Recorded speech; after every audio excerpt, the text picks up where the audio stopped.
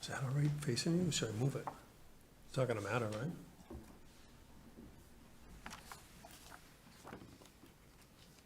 Okay. Good evening, everyone. It is 6:03 p.m. on Monday, the 20th of May, 2024, and I will call the Northborough Select Board meeting to order, and I will welcome Mike Tejan as our newest elected member. Thank you. Congratulations. I understand, for the record, you've been sworn in, correct? Yes, I have, yes. Excellent. So you are official.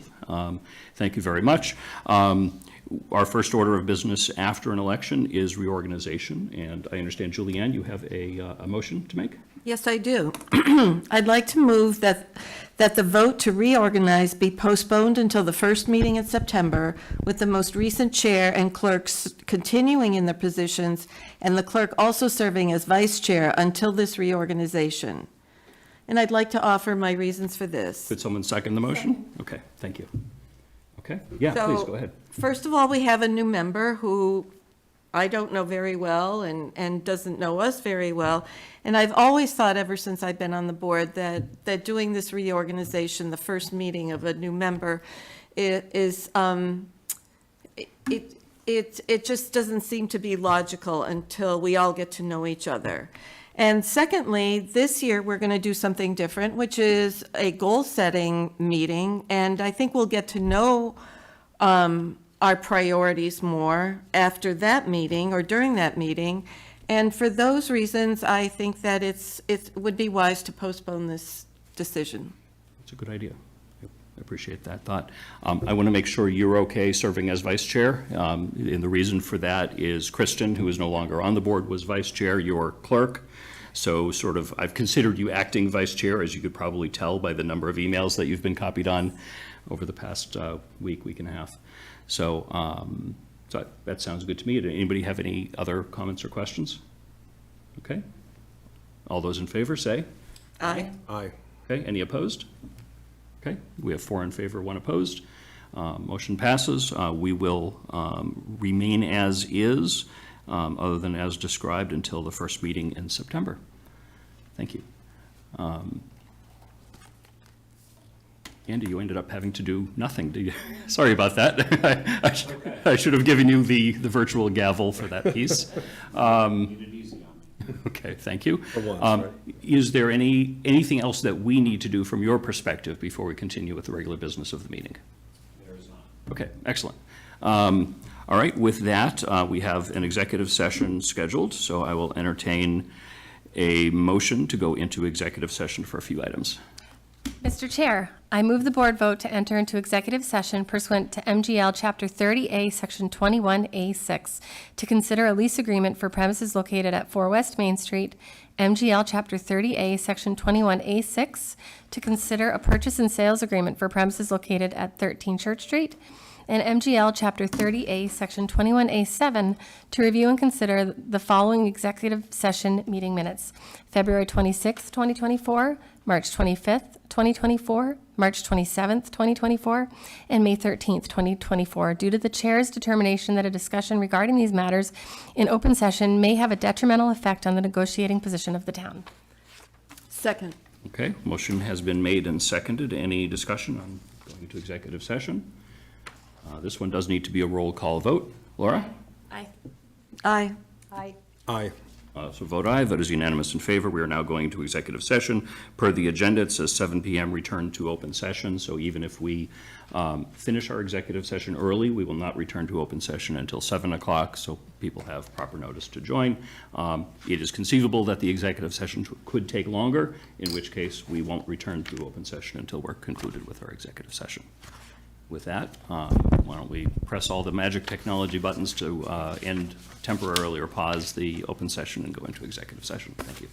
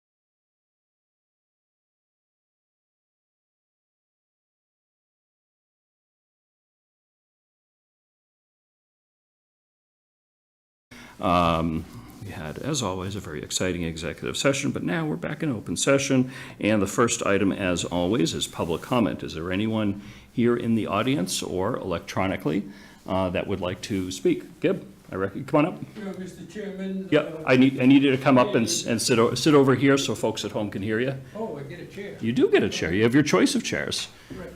I'll make it quick. I know you got a lot on the agenda, and there's a lot of items. It's been almost a year come August that we went through a whole mess of goals and action items. I don't know how many ever got fulfilled. I think there's a lot of them still outstanding. There's COVID, monies that probably still need to be spent. As I said with the annual meeting, I'm gonna try to be a voice here for the resident taxpayer, but I respectfully request going forward that the decisions that you all have to consider and make, that you take into consideration the financial capabilities of the resident taxpayers, and that not everyone is equal in their capabilities of absorbing cost, and there's a lot of cost on the agenda. There's a lot of capital improvement items that are big costs, and I don't, there's a big question. I think you need to prioritize some of those and, take another look at them to see about reducing expenditures, and there's all kinds of ways of doing that. I would also like you to consider going forward principles of smart growth, sustainable communities, and make a goal of well-being of the residents, well-being, living capabilities, as opposed to just straight economic, build and spend, type of principles. And I hope going forward that you have a quick and smooth, respectful and courteous transfer of chairmanship, and I wish you all the best. Thanks, Gib. And I hope you get home earlier tonight than you did last week. Thank you. Congratulations. Thank you. I'm gonna watch you. I'm on notice. Good luck to you. Thank you. Is there anyone else from either the in-person audience or electronic audience that wishes to speak to us during public comment? Not seeing any hands up. Going once. Going twice. All right, I'll consider public comment closed. We did do the reorganization item in the open session before the executive session, so we moved past that. Next up, we have approval of meeting minutes of March 18, March 25, and April 1st. Is there a motion on that or anything to discuss? If folks are all comfortable with all those three sets, we can do that as one motion. I'm going to move the board to approve the March 18th, 2024, the March 25th, 2024, and the April 1st, 2024 meeting minutes as presented. Second. Okay, motion made by Lisa, seconded, I think I heard Laura first before Julianne. And my anticipation is, Mike, you can either vote or not vote, it's up to you. Yeah, no, I believe I'm familiar with those meetings, so Excellent. I'll go ahead and vote. Perfect. We're all present, so all those in favor, say aye. Aye. Any opposed? Any abstentions? Okay, vote is unanimous in favor. Meeting minutes are approved. Thank you very much. Next up, we have a public hearing to consider petition number 3089463 as submitted by Massachusetts Electric Company, DBA National Grid, to locate poles, wires, and fixtures, including the necessary sustaining and protected fixtures along and across West Street. So I'll open that public hearing as described. And welcome to the meeting. Identify yourself. Good evening. My name is Jeff Silver, and I work for National Grid. Hi, Jeff. I'm here to discuss the petition that's on the agenda. Excellent. So I'm going to turn to my page for this here. I think Scott is on too. Okay. And, yeah, let's see. Scott Charpentier, I'm seeing you here. I'm going to bring you in. We're still getting used to these hybrid things.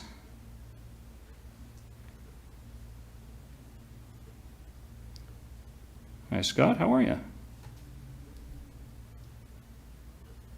You are unmuted, but I do not hear you. hear I you. believe we're muted, or Okay. speakers off. The bottom. I'll let Owen do whatever needs to get done there. Yeah, I don't have access to the full screen, just Zoom remotely. I think it's the bottom right. Yeah, I think the sound is off on the whole computer. Yeah. Thank you, appreciate it. Okay, Scott, try us again. 1, 2, Hey. 3, test. There he is. There we go. All right, we hear you. I hear you as well. Question, when Jeff was introducing himself, were you able to hear him all right, just to test that microphone? I did. I heard him clearly. Okay, good. So that confirms your microphone is good. So which one of you wants to kick us off and give us a summary? Scott can do a fantastic job. Jeff starts. Of course. So the poll has two existing tree guys. One is National Grid's and the other one is Verizon's. The proposal is to remove those tree guys and install an anchor into the ground, which would actually help the issue that's there now because of the walking path and the existing guys that run through it. So are you, sorry, can I ask a question? Of course. Can ask anything, Are you talking about the wires that are into the woods? correct? Those are the guy wires? Yes.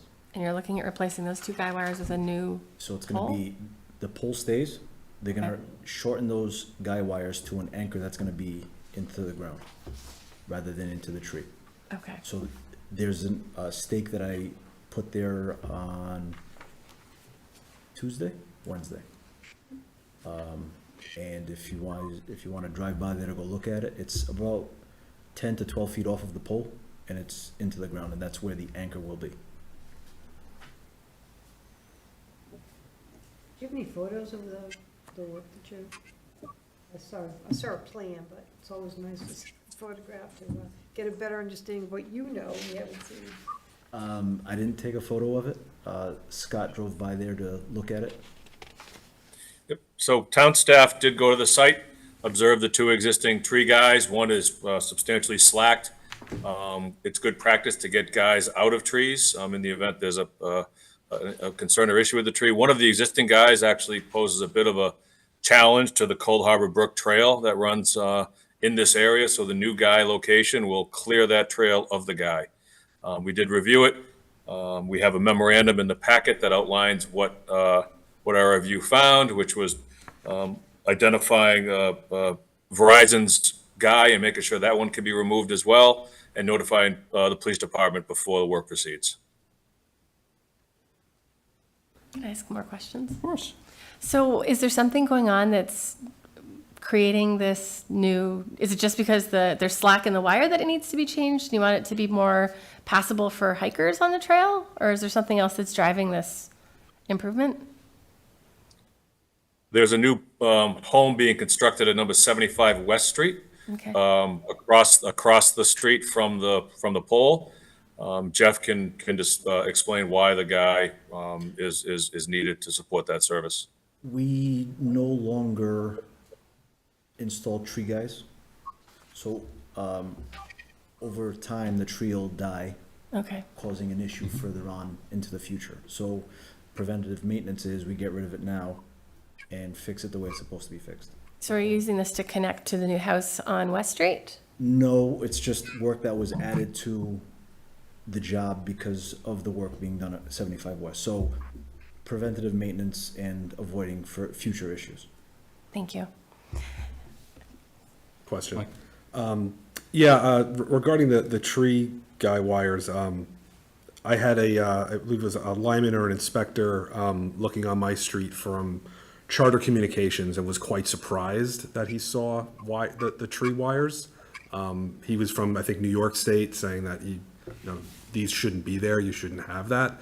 So is National Grid, beyond this project, looking at replacing those? Because obviously a tree's gonna eventually die. As we get to them and see them, they are being modified. Modified. So we're removing it from the tree and putting most likely into the ground, or sometimes we do a pole-to-pole guy, depending on the situation and how physics determines how we have to do it. Is it an issue where if a customer was to reach out to National Grid, they would be put on some list for that upgrade or improvement? I had a customer call me from a different town 2 weeks ago, and ours was replaced, but Verizon's was still in the tree, so I told them to reach out to Verizon to get it fixed. Okay, so a National Grid customer, or they could reach out if it's one of yours? Right, so if the tree is dead or dying, or they're gonna do work on the tree to get rid of it, we will go out there and make the modifications that need to be done. Okay. But if it was, say, a healthy tree, it can wait, realistically. Realistically, but we still like to. Would like to replace it? Yes, Okay, thank you. you're welcome. Laura? Is there going to be any cost incurred by the town for this? No, And now the new wire is going to go closer to the pole where it is, so it's totally away from the trail. approximately 10 to 12 feet from the base of the pole. Okay. Okay, any other questions from the board? This being a public hearing, if there is anyone from our audience, either in person, which I say is unlikely given the room is mostly empty, or remote, if you could raise your physical or electronic hand and let us know, and I'll be happy to recognize you. I can see the attendees list over there. We have to tap that. Hey, Tim, before you sit down, can you do me a favor and tap the attendees tab at the top there? Give us another way of keeping an eye on the public. Thank you. Okay. Is that, and that's not going to cross the trail at all? Okay. I just know the wire where it is right now, That's what it looks like when it's complete. and that's the pole that's currently there? It's a pole that's there, it's not like that pole, but Are you going to be replacing the pole as well? no, the pole's fine. Okay. Thank you. Okay, not seeing any hands up from the audience. I will say going once, going twice. I will entertain then a motion to close the public hearing. So moved. Someone like to second that motion? Second? Okay, motion made by Julianne, seconded by Laura to close the public hearing. All those in favor, we can, still getting used to the whole just regular vote. Everyone say, I've got one more question. Oh, yeah, we can still Okay, talk. aye, yeah. Okay, all right. Any opposed or any abstentions? Okay. Lisa, were you in favor of closing the public hearing? I said aye. Oh, okay, I didn't hear you, I apologize. All right, the public hearing is now closed. We haven't you. voted yet on the petition, so yes. Yeah, no, this isn't going to change that, but my question is the road going to be closed for any period of time when this work is going to be done? Okay, No, ma'am. perfect. The road was closed for a good chunk of last summer, which created some challenges unrelated to that. So I just wanted to make sure that the residents knew if it would be closed. Was that because of the water line they were putting in or something? They were doing some work on the road, I remember. Scott would know better than me. I'm not sure what the work was. When they had ripped the road up for a couple months this past summer? Yeah, there was a common drive under construction just before Cherry Street, and that common drive supports, I believe, 3 lots. The water main was extended from the existing terminus on West Street up to the intersection with Cherry by the developer. So that was water main work. You're correct. Thank you. Thank you. You're welcome. one more Mike. question. Are there any additional poles being put in along the street, or you're just The additional modifying them? pole that's being installed is gonna be on the customer's property. Okay. Any other comments or questions before we entertain a motion on the petition? Okay. Mike? Yeah, I'd like you got a to motion. make a motion. I move the board vote to approve petition number 30894-693 on West Street as submitted by National Grid with the following conditions. The police department be notified prior to the start of any work. All existing guy wires are to be removed and any replacement guy wires are to be installed as proposed in a meeting in the field on Monday, May 13th, 2024. That the removal of the existing guy wires be completed as soon as possible. Second. Okay, motion's been made by Mike, seconded by Laura. Any other discussion? Did Julianne? we ask about, will the local residents be losing power briefly? No, ma'am. Wow, that's amazing. Try to be amazing. Because you're not changing the wires on the top of the pole, just a support. So as long as the pole doesn't fall during the Right process, now, you're good. I'm amazing. Okay, that's because you're amazing. I'll go with that. With that, we've got a motion. All those in favor? Aye. Aye. I see that as unanimous. Very good. So, thank you. Have a great day. You're welcome to stay. You're welcome to stay, of course, but, I would love to, but I have an hour drive home. okay. Thank you. Thank you very much. Next up, we have Lori Connors, Planning Director, who I see here. So Lori, I'm going to bring you in. Yep. Scott, are you sticking around for this also? Or are you Yeah, going I'm home? happy to be here. We're to support if Laura needs any help, but I can give you a little insight as to the next steps for what she's proposing. Okay, great. So I'll just read the agenda item for the public's benefit. Request for support of the following community one-stop for growth grants. First is a Route 9 sewer extension project through MassWorks. The second is a downtown branding and wayfinding project through the Massachusetts Downtown Initiative. And the third is a White Cliff Mansion Architect Services for the underutilized project grant. Welcome, Laurie. Hi, good evening. Thank you for having me this evening. So that was a good introduction. I am here to talk to you about 3 grants that I'm in the process of preparing. Okay. The community I'm sorry, one-stop. Lori, hold on just a second. I just got a message from someone who is saying that the sound is muted in the video stream. Owen, is that something you can What video stream? let me see if I can find out. Because everything's on my end is fine. We can look into it. And Owen, it keeps Yeah, I just want to make sure the public can. building screens. Yeah, so everything. the audience needs to be able to see Lori talking. All right. So the only way to do that, unfortunately, All right. is I just see to it go to keep- it this. keeps building. Does that make sense? Yeah. Okay. Okay, hopefully I'll get that answer in a moment. I apologize for interrupting. I just want to make sure everyone can hear this and that it's in the recording and everything.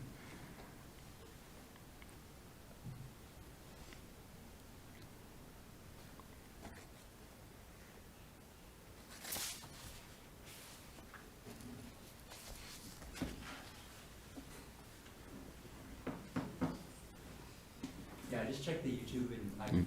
Okay, all right, so it might be, I'm hearing that it's okay now. So we will chalk it up to some temporary gremlin. Gremlin's resolved, thank you, gremlins.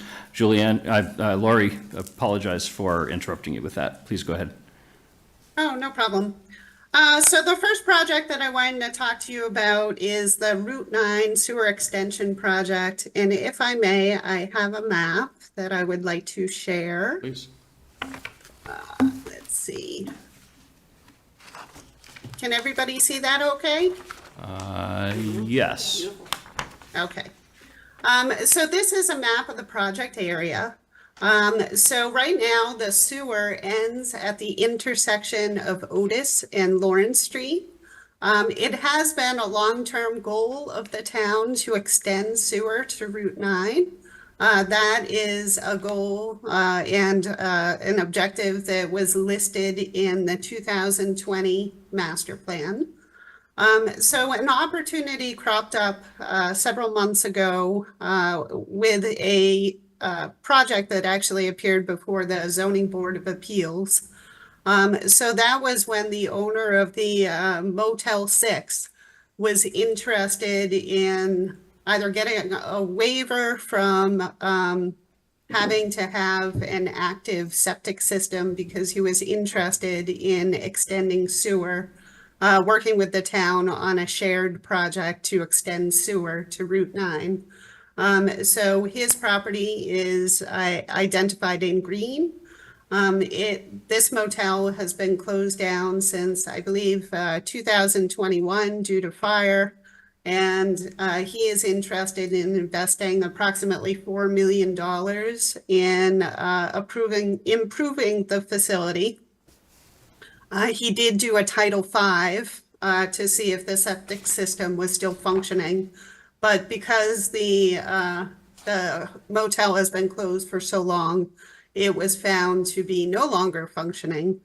So he has two options. He could either work towards extending the sewer to his hotel, or he could replace his septic system at a cost of almost $1.4 million. So because this is a long-term goal to extend sewer to Route 9, we saw this as an opportunity for folks to kind of join forces to accomplish this goal. So instead of him spending that money on a septic system, we could benefit mutual properties by extending the sewer. So along Lawrence Street, there are approximately 37 property owners that could benefit from the sewer extension. And then along the north side of Route 9, there are 7 properties that could benefit. There is, of course, the O'Connell Lodge, which is just off the corner here, which also has some septic system issues. The O'Connell Lodge is fine. Motel 6. However, there is one a down there. restaurant She's right. that has been closed down for a number of years, I believe since 2017. They could also benefit from the sewer extension. However, the length of pipe necessary to hook that property in just seems prohibitive. So the town of Shrewsbury does have a sewer line that ends at the Northborough property line. So we think that a better option for them is to see if they could hook into Shrewsbury's system instead of bearing the cost of extending the sewer line so far and only benefiting one property. So originally in the cover letter that I provided to you, I was expecting the flows to be significantly less than what this map shows. So this is a work in progress. The engineering is currently underway. And in order to accommodate growth, so there is a large parcel, approximately 21 acres between this brown parcel and this blue parcel that have quite a bit of development potential. So we wanted to make sure that the pump station would be adequately sized to handle any sort of growth that may occur along the corridor, including this parcel right here. So they did end up adjusting the flow up to a little bit more than 100,000 gallons per day. So of course, this is the capacity of the sewer pump station that we're talking about. So the design does envision that the first half to approximately this point, I've got my cursor on that brown parcel, would be gravity sewer. And then the rest of the way would be a force main sewer. So this is a very expensive project. 100% of the design costs would be bared by the owner of the Motel 6. And then the owner of this blue parcel right here is willing to donate a small parcel to accommodate the sewer pump station on her property, free of cost.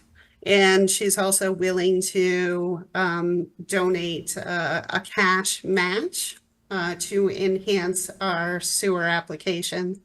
So the costs, originally the costs that they were estimating were in the realm of 1.7 million. I suspect that the costs have increased with the expansion of the gallons per day for the sewer pump station. So I'm still waiting on an updated cost estimate for that. And this project will go before the sewer commissioners tomorrow night for the same purpose of getting a support letter. So I'd be happy to answer any questions that folks might have. Questions from the board on this grant application, this project, Julianne? Well, I have a whole bunch of questions, but one is, have the residents and businesses on Lawrence Street been notified of this project? There are certain business owners that have been notified. I've been trying to get in touch with the owner of the Casa Valerte Mexican restaurant here. So far, I haven't been successful. They are closed largely due to a failing septic system, so they certainly could benefit from this project. But, at this point, I'm just looking for support. I don't know if we will get the grant. So, this is a maybe at this point. So I guess I'm confused. I drove down Lawrence Street today and there's a lot of single-family homes and then businesses interspersed. Will this sewer help everyone on Lawrence Street or just a portion of Lawrence Street?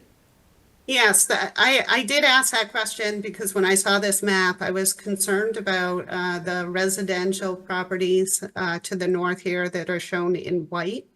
And what was explained to me is this map has to do with the flows for the pump station. So it is envisioned that all of these properties would be able to hook in, but they will be gravity fed. So those flows won't go through this sewer pump station. So that's why they're not shown colorfully in this map. But absolutely everybody who the sewer line would pass by would be eligible to hook in. But they know about this project or they don't? They probably don't, because this is, like I said, a maybe at this point. Well, the reason I'm concerned about that is, isn't there a cost to everyone to, when a sewer line goes in and definitely hook up, right? It's Betterment fee. I'm going to let Well, if you don't have Scott the grant, answer that well, question. She'll get to that. No, thank you, Lori. I'll lower my hand. Sorry, the way this room's set up right is right now, I did not see your hand raised. Oh, okay. All right. I'll just speak up next time then. Yeah. Thank you, Lori. Thank you, Mr. Chairman. So betterments are due upon connection, regardless of whether the sewer main has been there for 50 years or is installed last week. The betterment value doesn't change. A couple points to help clarify or provide a little bit more information to this board. Lori's correct. The Water Sewer Commission will be hearing this project tomorrow night at their meeting. It's an in-person meeting. The gravity flow will actually service all properties on Lawrence Street. So the uncolored areas would still have access to sewer. It looks like Lori is correct that the flow projections are solely for the pump station. The flow projection being 103,000 gallons per day. I don't know what the additional flow would be if you would included all of Hillside as well as the additional gravity properties on the northern section of Lawrence Street.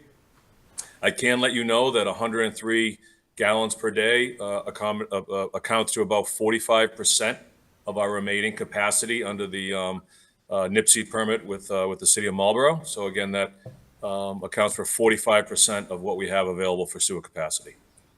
The Water Sewer Commission engaged a comprehensive wastewater management plan that was developed in 2001 through 2008. What a CWMP does is it evaluates the entire town and identifies areas of sewer need. It has a 20-year projection, which includes things such as build out, population growth, climate change, which may affect septic systems and the like. This area was identified as a moderate need for sewer eventually. So again, the design is being done by the developer. We have not received any detailed calculations. We received design drawings Friday afternoon, and we received this flow projection late this morning.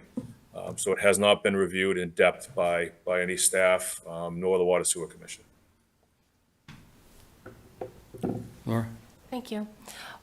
So I understand there's a 1.7, I think was the portion of the grant for this. What's the total cost of running sewer to these businesses? And who's going to pay So for it? that was the estimate that we received, which would be the cost of installing the sewer main as well as the pump station. So like I said, that's an old estimate. So I am anticipating an updated estimate.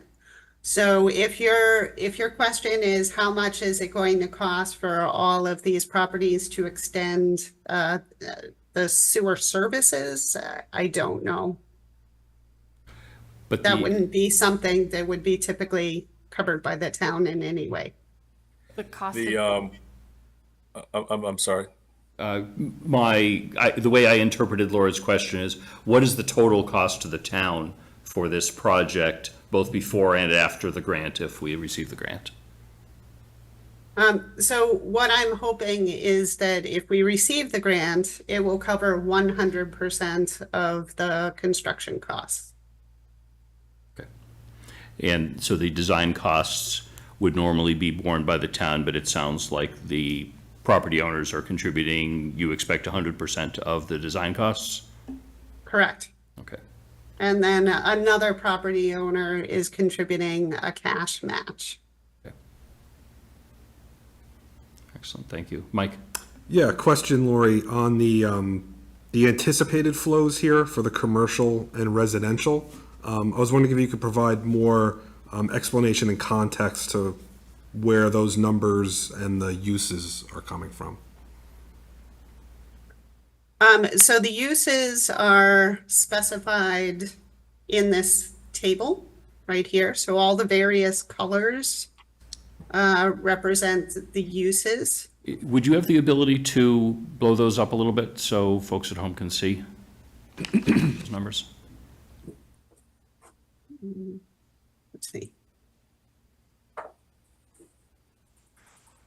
Okay, so like the pink area is gas station, hotel, and potential future development is $35,000. I mean, 35,000 gallons per day. So all of these flows were developed by the design engineer.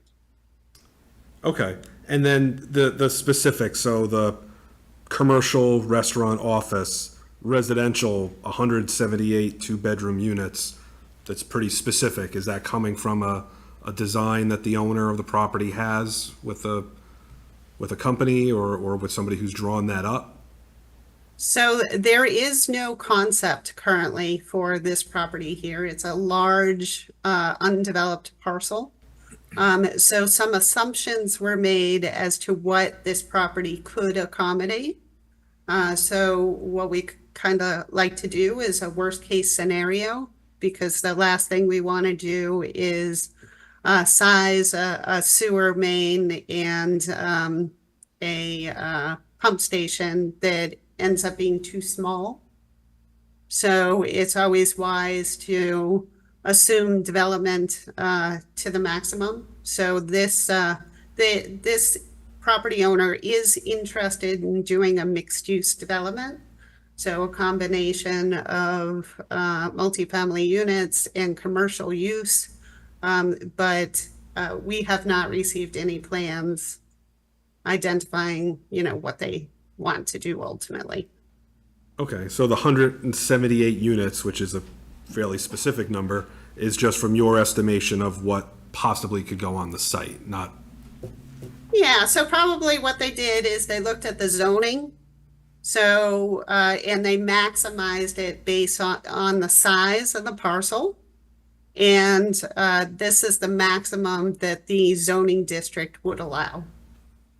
Gotcha. TR 16 is the design handbook for gravity sewer systems.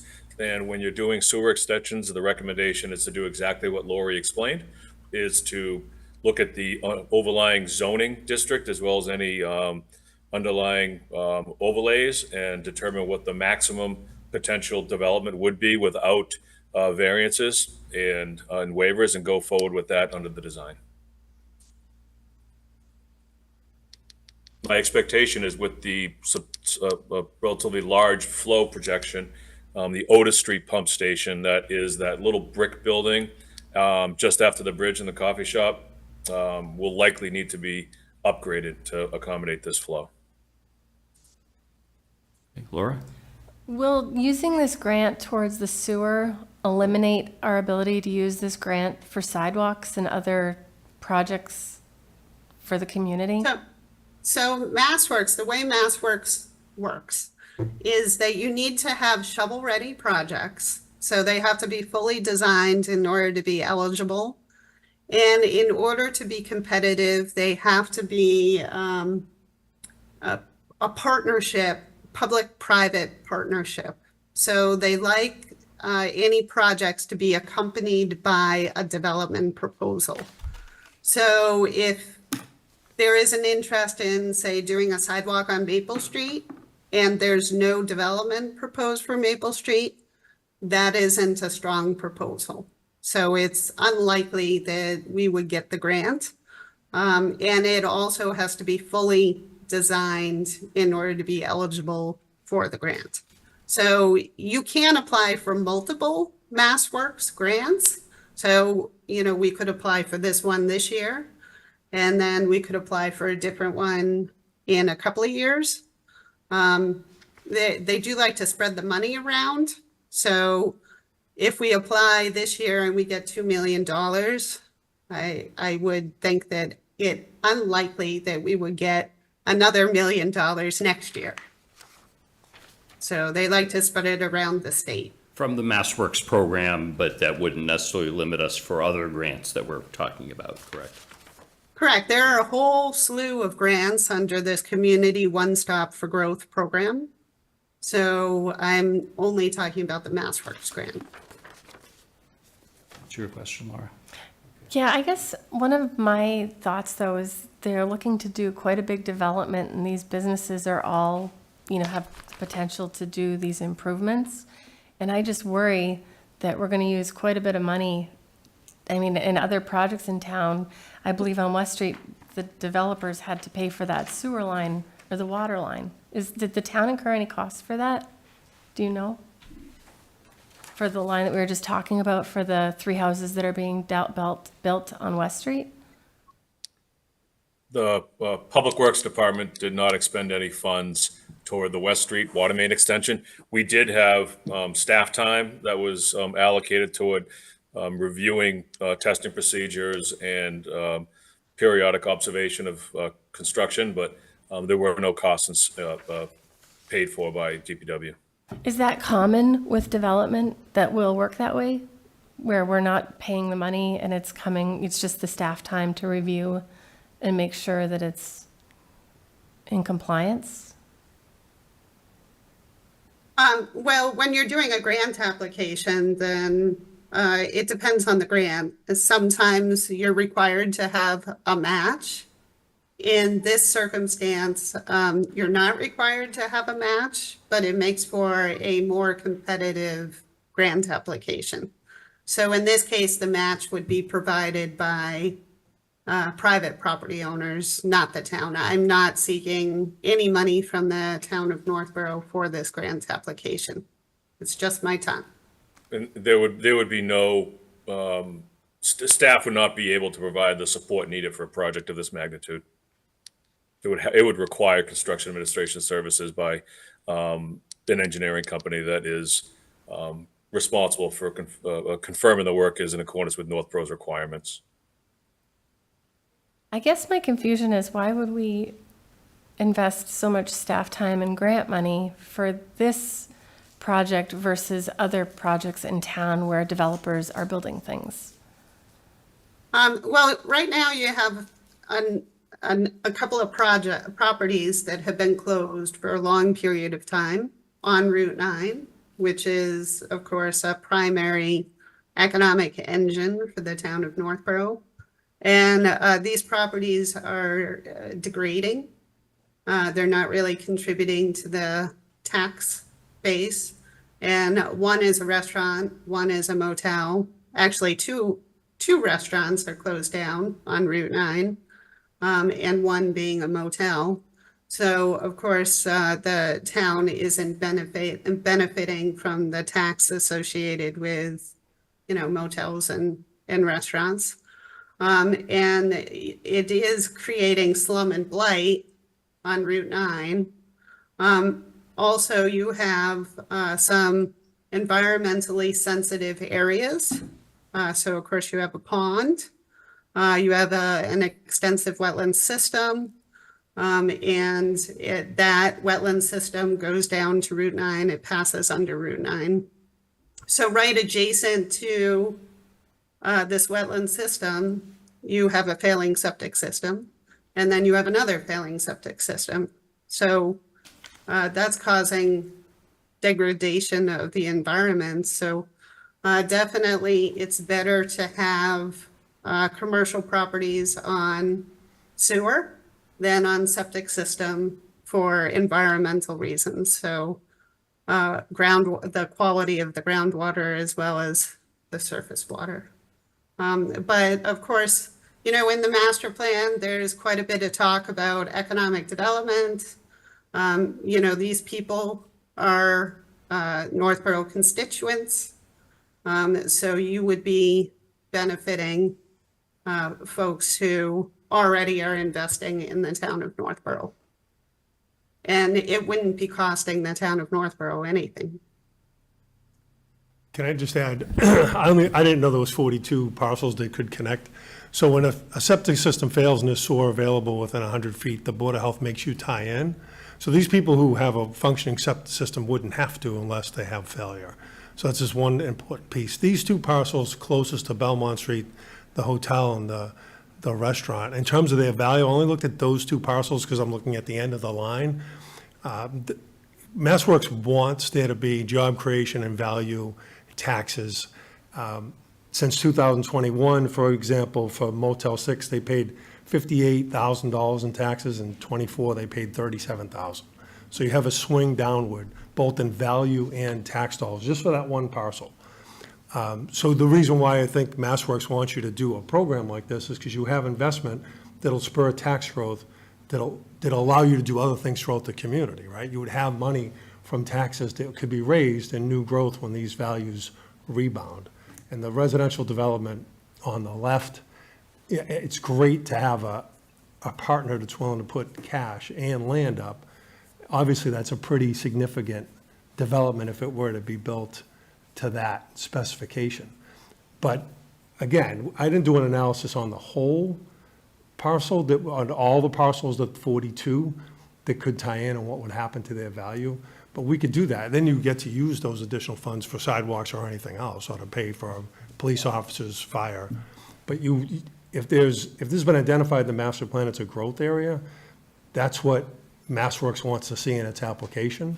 And they also want to see what benefit economically, from a growth standpoint, both jobs and tax dollars that you will get as a result of doing this from property taxes and meals tax.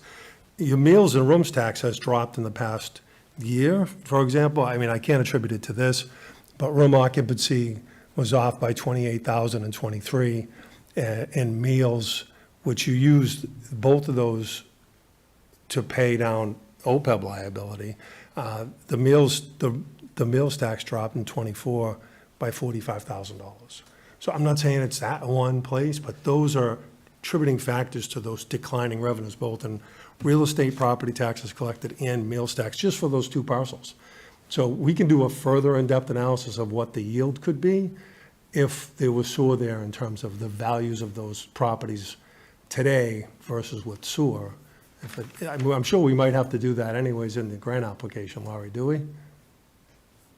Is there any analysis done for the value? We don't have to go into that level of depth, but there are questions asking for the number of jobs that will be created, the value of the investment by the private businesses, the commercial development.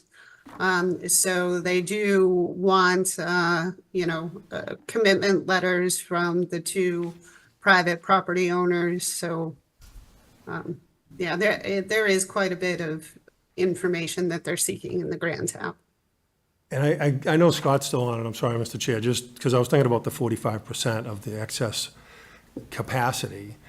You know, is there any competition out there that would be better? This was a moderate need. Are there other locations that, if we did that analysis from an economic standpoint, that would be more competitive, and we should allocate that 45% more appropriately have, than this one? So the comprehensive wastewater management plan was done a long time ago, 2001 through 2007. It's good for 20 years. It's due for an update. It's conservative in its projections. The CWMP originally focused on sewer extensions around our drinking water wells because at the time we were still utilizing those wells and we were not on authority water. So there's a lot of skewing in the analysis. We do have another prospective sewer extension that's been discussed amongst the land use boards I know, and as well as the Water Sewer Commission, and that's on King Street from Times Square, the intersection of Southwest Cutoff and West Main, going up King Street, that little cut-through road, to support I believe it's an assisted living facility. I know that project has been discussed for sewer extension. That area is identified as a higher priority. There are other areas that are higher priorities. Generally, if you throw out the drinking water well proximity properties, and you think about low-lying areas that are on septic, for example, Indian Meadow. That's a very low-lying area. There's high groundwater. They're all on septic. That, if we did another CWMP, that would probably be identified as a higher priority, just because those residents are on septics and it's very, very wet back there. Other neighborhoods or areas I'm not sure of, but that's just kind of an example. So there's further analysis to have this competing against other pieces, you know, that, the King Street one, is that just one, you know, how many parcels would be benefited by that one versus this one, or is that unknown? That project went through the land use boards, I believe, and It is still. did. It is a permitted project. It is in good standing. It is for sale. So I don't know ultimately what the end use will be. It depends on what the buyer is interested in doing. It isn't unusual for folks to get a project permitted and then sell it, and then it becomes something other than what it was originally permitted for. So it may or may not be an assisted living development. Yeah, and that is a very challenging project. I know that through the process of design, there were a lot of difficulties to accommodate what was proposed and ultimately approved. But nobody from any of those groups are asking us to do a mass work application for that project, correct? Correct. All right, sorry. And I turn to you, I can't turn back. yeah, no, that's all right. Just a quick follow-up question, and I saw Mike had his hand up, and then I'll go over to you. The Indian Meadow, for example, purely a residential project if we did sewer there. So that would probably not be eligible for mass works then, because it's just residential? It would only be eligible or really competitive, I'd say, if there was a pending development. Okay. So if there was a large residential project that was either proposed or going through permitting, and there were environmental issues that would kind of necessitate sewer, Okay. then it definitely could have a shot there. But probably It may Indian be Meadow worthwhile is just to- is built up, so. It may be worth. Sorry, Mr. Chairman. No, go ahead. It may be worthwhile to explain a little bit of the different perspectives in the virtual room. Obviously, the discussion here is about a MassWorks grant to support sewer extension to benefit a number of properties, including some good tax earning properties. From a sewer perspective and a sewer commission perspective, it's about providing a need or addressing the need within a currently served area or areas that may have, for lack of better terms, unfixable needs. For example, Indian Meadow, that we're discussing, if the septic systems start systematically failing in the neighborhood, there is no real alternative. It is a sewer extension, period. That's how and where the sewer folks in the room generally look at it from, is we have capacity, where do we want to send it? Unlimited capacity, give me development, promote more customers, more tax revenue, and more accessible properties. From a limited capacity perspective, have adequate capacity for the needs of the community. Thanks. So the major goals of the MassWorks projects, the MassWorks program, is to incentivize housing and to incentivize job creation. So if you have a project like a sidewalk project going to an established neighborhood, that's not a competitive project for the MassWorks grants. Or a sewer line extension going into an established residential development, same. Right. Correct. Okay, Because you're not creating housing and you're not creating jobs. okay, all right. Mike, I think I saw your hand up a little while ago. Yeah, thanks. So I would assume that there is no sewer hookup sort of similar to what you had mentioned with the Econo Lodge near the Shrewsbury line, for those businesses down there to hook up in Westboro. I know there's the apartment building is right there, so they must be on a septic. Walmart is on a septic. There's no sewer connection near there for on Westboro property or land. Walmart is in Northborough, and it's served by Northborough Sewer. The pump station I referred to earlier, down by the dam and the bridge, the little brick building, that was actually constructed by Walmart when they extended sewer up Otis Street to their facility. Okay, so there is existing sewer all the way down Otis Street to Walmart. That is correct. One of the earlier options that this landowner was considering was going through the woods, cross country to connect up to the Walmart extension, but from discussions, I believe he was running into difficulties working with Walmart, and considering the size of their company, I'm not surprised that was a difficult endeavor. Okay. And is it possible to run sewer under, I don't know if there's sewer across Route 9 in Westboro? I guess you can't run a sewer line under an existing road like Route 9. Probably could. Or It could you? is feasible. Okay. Do we know if there's sewer across the street? Or, I excuse don't me, know across that. Route 9? I don't know that. We don't know. Okay. And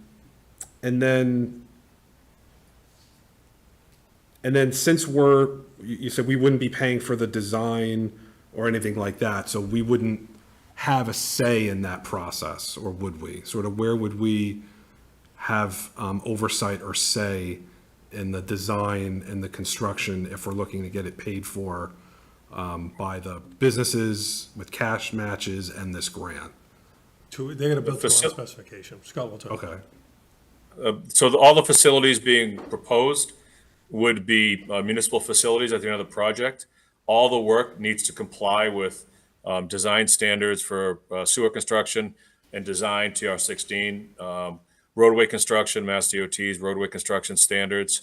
The pump stations would conform with our standard Smith and Loveless pump station design. This would be, it's an odd structure for a project, but it would be built as if it was a municipal construction project, because every piece of infrastructure installed would become owned by the Water Sewer Commission. So they want to be sure that everything is built, it's built right, and it's compliant with all the standards and regulations necessary. Okay. And then just also curious, when is the last time we've gotten, I don't know how long this grant's been around through MassWorks, but have we ever gotten one before? Or how often we have, if we've gotten them in the past? I can't speak to that. I've only been here for 2 years. There hasn't been one awarded, and I don't believe applied for in my 8 years here. You all set, Mike? Yeah, I think I'm good for now. Thanks. The work on Cedar Hill in Marlboro, that was a Mass Works grant by the city of Marlboro, not Northborough. We tried to do that So little we're due, couple we're hundred feet. Yeah. Okay, yeah, we're due. Laura? What happens if we don't get this grant? Who's going to pay for that $1.7 million? So there are a couple of different options. Chances are the owner of the Motel 6 will install a septic system at his cost, 1.4 million. That doesn't help the Casa Vallarta restaurant at all. I understand that their septic system is super expensive and they can't afford to replace it. So they will remain closed unless they're able to sell the property. Chances are at a loss because of the lack of sewer, lack of septic. So the property owner here, if they're interested in proceeding with this mixed-use development, in order to get a significant number of units, they would have to extend sewer, and they would do that at their cost. Or they could do a reduced number of units, and then they'd be on a septic system. I am concerned about the proximity of this property to this pond. And as you can see, there's wetlands and streams that go by. So that wouldn't be ideal to have a septic system sized to accommodate a larger development. In addition to that, to expand a little bit on Lori's description, the hillside properties are all very small camp-style parcels, and they're all on septic.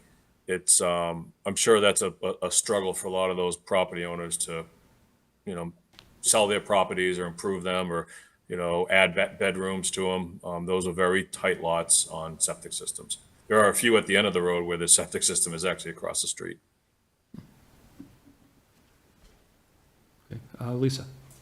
Okay, I got a couple of questions. The first thing is that, one of the things that I heard Lori say was this was in the master plan as a growth area. Is there enough space there? I mean, what would we do? Is it just the big blue parcel, the one that's shown over here, that would take all those apartments? Is that what would be considered part of that plan? So this area is a mixture of different zoning districts.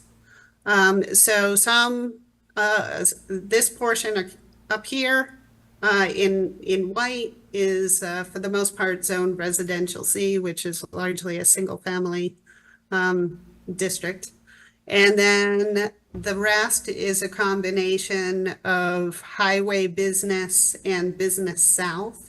So business south does allow industrial uses. So there are a number of, industrial distribution type uses on Otis Street. So there are parcels that are underutilized currently. So they could be developed to a greater extent. So there could be additional development potential than what currently exists.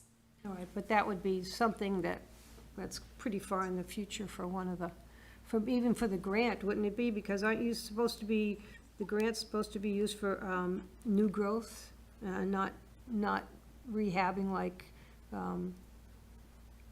Well, this is also elimination of slum and blight. So we do have some issues on Route 9 with slum and blight.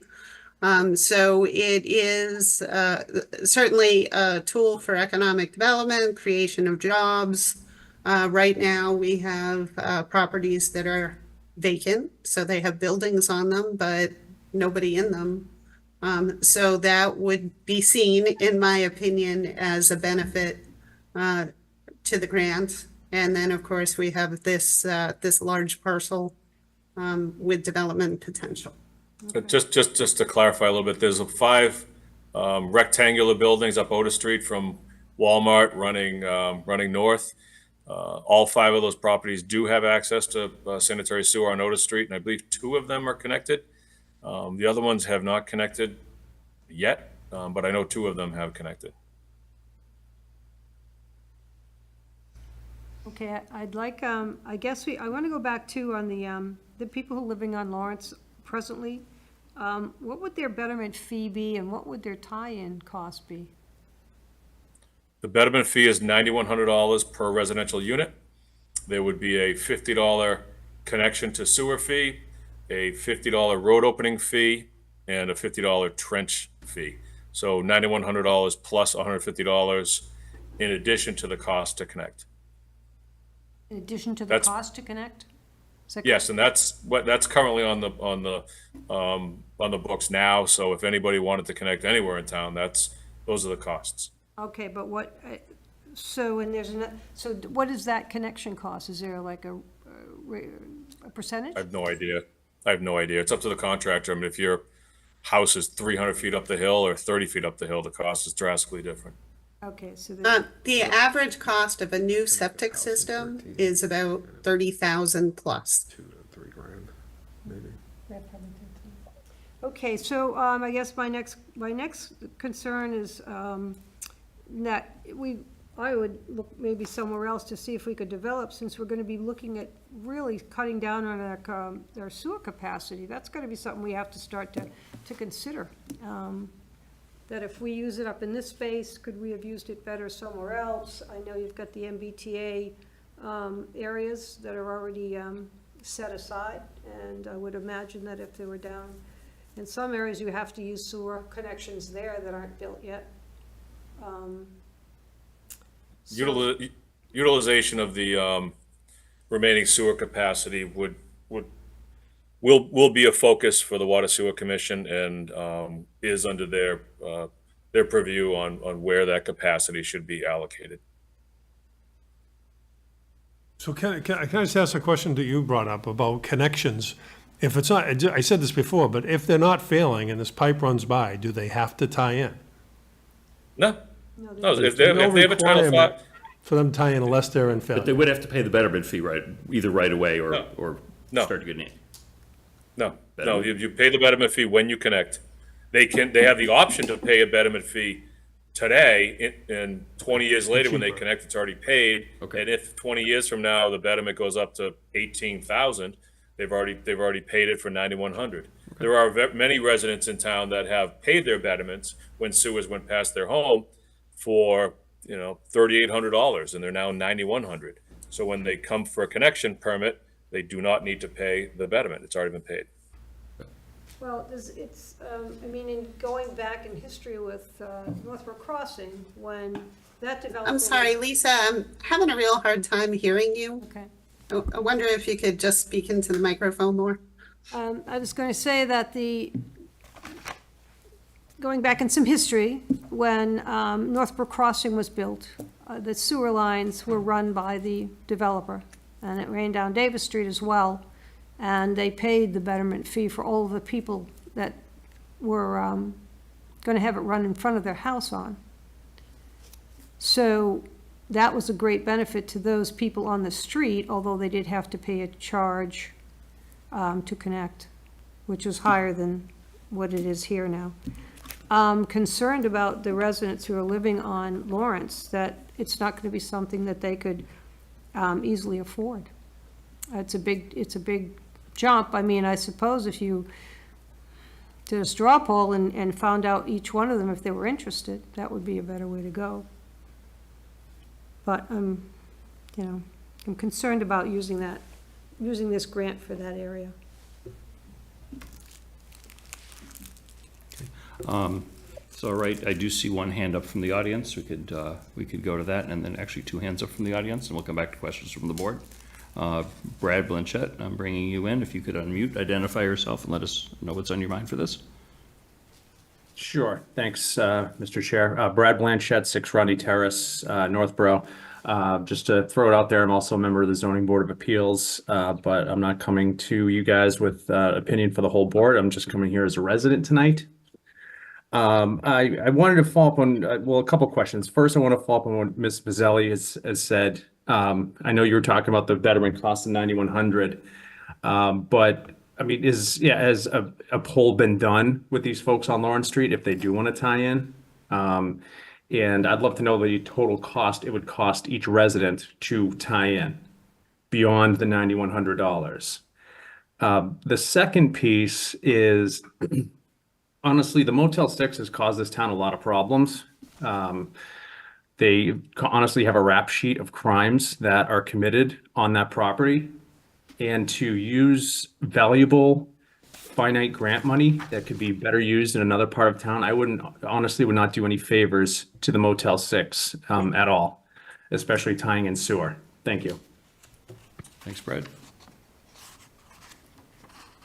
We have one more hand up from Scott Rogers. Scott, I will allow you to talk. Scott, if you could unmute, identify yourself, let us know what's on your mind, please.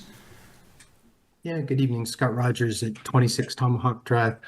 So to understand the financial picture from a resident's perspective, it'd be something on the order of $30,000 to replace the septic system, but $9,250 plus some contractor costs to connect to sewer. Am I understanding that right? Correct. So this seems like a big win for the residents on Lawrence Street. If their septic system fails, they've got then an option that is a third of the cost of what they'd face if they had a failure currently. I think you've already talked about reducing the risk to the wetlands in the area, and our town administrator articulated the benefit from a revenue perspective of having both property that's back in use, which increases its value and provides increased property taxes, as well as businesses that have the additional surcharges for lodging and meals, and we'd get those tax revenues as well. And as he outlined, this then becomes revenue that can be used for other projects. So I'd urge the board to please support this project, get these businesses back up and running, and get the enhanced capabilities that would come to the motel and the vision that owner has to turn it from into a different type of establishment that would have a much better reputation and a wonderful restaurant that hasn't been in business for a long time. So I just urge to get the businesses back up and running, do the right thing for the residents to reduce their outlay for if there's a septic failure, and to do something that aligns in the right section of town in the area that we're trying to encourage some commercial growth. Thanks. Thanks, Scott. I've got a couple of questions.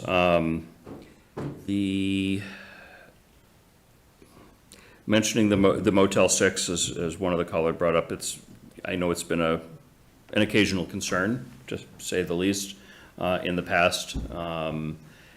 A number of months ago, I asked Diane about whether we would need to permit anything for them to reopen, and she said, yeah, we would need to issue a new inholder license. That's something that this board does before they could reopen again as a motel. A question for Julianne, since you've been the one to speak with that property owner. I appreciate their interest in putting some money into this, that it would be a net savings to them of a substantial amount of money. If they spend $200,000 or $300,000 on design, that's a lot less than $1.4 million for a septic system. Have they given any indication to you that they'll invest that difference into their building to make it a better facility? They are interested in investing $4 million in upgrades. So that's the figure that I received from the property owner. Okay. We had some meetings early on with the owner before COVID came through and hit the pause button. And he had indicated he was looking for a little more of a Holiday Inn Express or something a little more oriented toward business travelers, is how he put it. Okay. That's good to hear. I think that's something the board would have interest in hearing more about. Whether or not that would tie into approving, going forward with this grant or not. We'll decide that shortly. Is there a deadline on applying for this grant, or is this a rolling process? Yes. Oh, No, all 3 grants are due on June 5th. So I want to submit them a couple of days in advance. There are a lot of moving parts to doing an online grant submission. So I don't want to leave it to the last minute and run the chance of there being any technical issues. okay, nothing like the last minute. Does applying for the grant bind us to going forward with the project if the grant is funded? No, Okay. What's the, the town just wouldn't sign the contract. okay. What is the turnaround time for the grant roughly? How long after submission do you hear? I would expect to hear around October, November timeframe. Okay, so 5-6 months. Does water already run to all of these properties? Yes. Yeah, I assumed so, but wasn't. Well, I'm sorry. Let me correct that. Water runs to all the properties with the exception of those to the west of the Lawrence Belmont Street intersection. Mass DOT is proposing to extend a water line at their expense along that section. So it's an orange parcel, light blue, and sort of a light purple, those 3 parcels. Yep, Mass DOT is proposing to extend a water line at their expense to serve those parcels due to salt issues with their drinking water wells. okay. Nice of them to foot the bill on that. My biggest concern is similar to Lisa's, that of using, once you add in the residential properties here, 50% or more of our added capacity. That's something I would want to fully understand before moving forward with any commitment to construction. I appreciate that a lot of those decisions are under the purview of the Water Sewer Commission. If and when they have a priority list for where they would want to essentially spend that capacity, that's something the board would be, I'm certain, very interested in. Using 50% in one project would be good. Scott, I see a blurry hand up.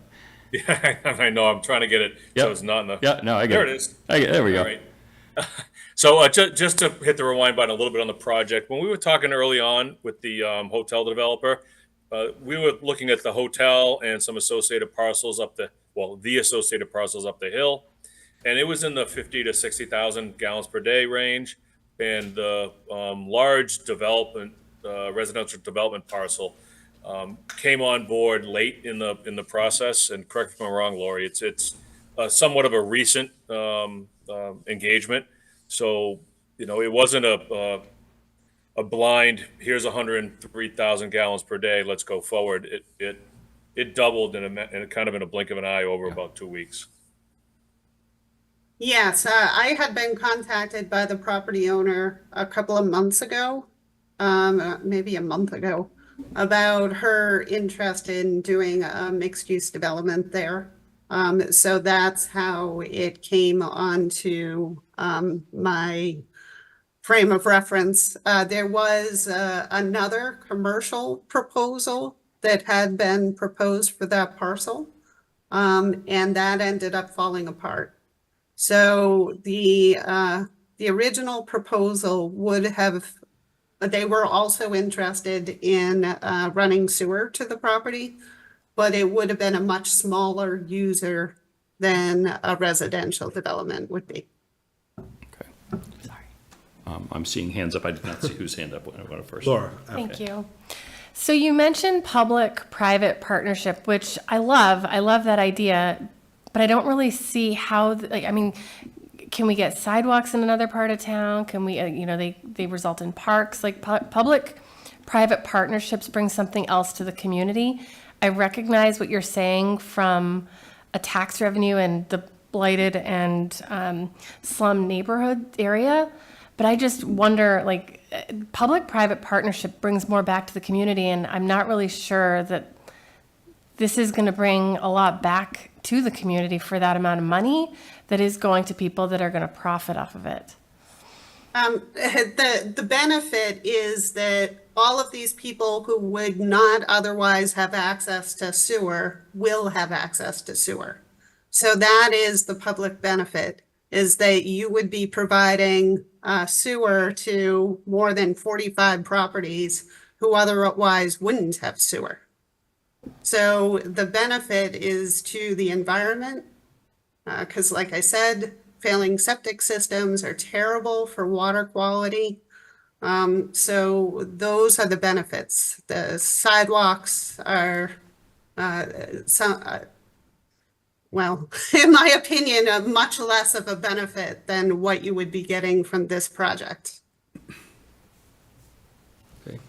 Mike, did you have your hand up also? Yeah, I did. So as you had kind of said before, that large purple spot with the projected residential and commercial, that was the property where there was a possible commercial development, but it had fallen through that you referenced earlier. Do I have that correct? That's correct. Okay. So I guess kind of one of my concerns is there's a lot of empty commercial space, just not in Northborough, but across the Commonwealth, the Northeast, the whole country. So I guess where I have one concern is if I was to develop that to make it successful, I'd want to put in residential and not commercial, because I don't know if I'm going to be able to rent that commercial. And this isn't within the MBTA zoning, so this would be on top of any possible MBTA development.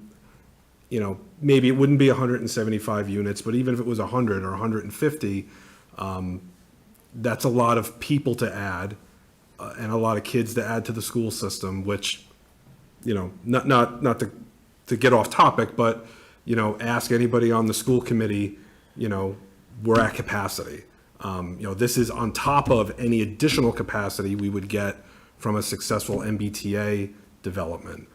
So that is one, I would love to get sewer to these businesses and to those residents up there. I mean, they're pretty close to Otis Street. I don't know how much it would cost to just extend sewer on our dime to just the residential houses up there.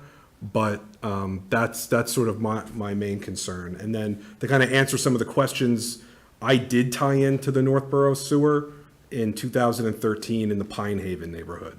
At that time, I believe it was around 2,500-ish for the contractor to actually complete the connection. So, you know, add 10 years and you know, increase costs on that. You know, maybe it's around the same amount, but, you know, it is cheaper than doing a septic system. But there is still the betterment, and then, you know, maybe a couple $1,000, $3,000 of additional cost to actually get the connection completed. So yeah, that's just my I guess comments and answering a question as best I could. If I can just speak to that. So this parcel is located within the Business South District. So most residential uses are not allowed. The only way you can do any sort of residential development is if it's part of a mixed-use development. So that would be a mixture of commercial and residential use. Other than that, there are a host of industrial uses that are allowed. Manufacturing, warehousing would be allowed on this parcel, as well as a number of commercial uses. So that is the vast majority of, you know, what you could see on this property. Once again, you know, I'm concerned about this pond over here. So a straight residential is a prohibited use. One more question. Yeah. If we didn't move forward with the grant funding for this project, you have a very tight window coming up on June 5th. Are there any other projects that are Plan B, C, and D? No, I have 1 week, essentially. So if you folks are not supportive of this project, I will not apply for a MassWorks grant. And this is an annual It has to be application? a shovel-ready project. We have no other shovel-ready projects good to go. And this is an annual grant cycle? Correct. Okay. It started something after. So when you say shovel-ready, it's shovel-ready because we have a design being developed? Correct. It's fully designed. Okay, so, Or it could be in process of being designed, like this project, by the time I submit the grant, will most likely be at the 50% design stage. So that's okay, as long as it's gonna be 100% design by the time, if we were to get the grant. So by the time of contract signing, it has to be 100% designed. so your cover letter says it will be done by November, but when did you say we would hear about the grant? I suspect in November. So I put that in the cover letter to coincide with when the results come out. Sometimes it's October, sometimes November, sometimes December. I don't really know for sure. Okay, and I just need a couple of points clarified before we discuss this. Tim, you said that we lost $45,000 in meals tax and hotel fees just from those two Nope. properties? This is overall. I can't pull out them. All I have is those two parcels for property taxes. So I can tell you what they were in '21 versus what they are now. So the Motel 6 paid $58,961 in 2021. In '24, they paid $37,202. And their property tax went down because their value went down? The value was at 3.4 million, now it's down to 2.6 million. Okay, So that's indicative of that. And the other one is the restaurant. In '21, they paid $17,032, and in '24, they paid $15,665. okay. And then the meals and the rooms tax were just globally for the entire community. These there's no way for me to know how much they contributed to that. But they were off in 2 years, '23 and Yeah. '24. Well, yeah. Okay, so another quick question. The owner of the hotel says that he's going to invest $4 million into the hotel. Does this person have financing already? I mean, is this just a promise or? He's already filed a building permit application, which is under review by the building inspector, and he has already received approval for a septic system design from the Board of Health. So this, he provided me with cost estimate, well, it's actually quotes from his contractor. So those numbers should be good. No, I don't understand. He's going to invest $4 million into the building to have this Correct. nice hotel. So if he does How not, do we know he has that money? if he doesn't do the sewer hookup, then he will invest another 1.4 million in a septic system. So instead of it being $4 million investment, it'll be a $5.4 million investment. So either way, he's moving ahead with a hotel. Correct. And So he- this was an opportunity to comply with 2020 master plan goal and objective, as well as to bring a benefit to all of the property owners along Lawrence Street and Belmont Street to make their properties more valuable. So that is the benefit. Okay, thank you. Comments or questions on this one? We still have two others. Do we want to informally decide whether or not we support this one now before we move on to the next, or do we want to decide that at the end with the other two? I think we should take it one by one. I might forget all the details. Yeah. No, I tend to agree. Well, we can, the motion was inclusive of all, but we could modify that if by consensus we are or not in favor of this. So thoughts on moving forward with this grant. And again, I appreciate, Lori, what you said, that applying for the grant does not bind us to do the construction. So in theory, that gives us a few months to do some other research to determine whether the entirety of the project is still good for the town, how the increase in usage of capacity of sewer impacts long-term sewer use,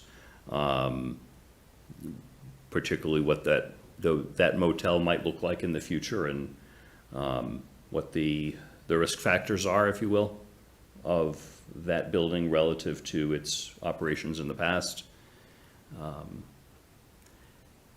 So there's still some opportunity for discussion on this, Mike. Just a question. So would those questions and answers, would those be coming before the board, or is this something that if we were to approve the granting, get the funding, but still wanted to say no, that would be a yes or no at town meeting? So this would not need to go to town meeting because there's no money being appropriated for this. Okay. My opinion is that if we do move forward with the grant, we make that contingent upon board approval before construction begins, just to make it really clear that we need to be involved in that, because we obviously have some questions and concerns with this. I don't know procedurally. My gut feeling is without that, we probably would not be. I think the Water and Sewer Commission has ultimate authority over most aspects of the sewer extension itself. Am I right, Scott? Oh, thank you, Mr. Chairman. Yes, I would suggest if there is a motion to approve with contingencies, there would be a contingency to include, I would ask, there's a contingency to have Water Sewer Commission approval prior to engaging the contract. Select Board and Water Sewer Commission. Yes, Yeah, correct. yeah, Yes. yeah. Just add the Water Sewer Commission to that. That does make a lot of sense. Thank you, Mr. Chairman. Sure.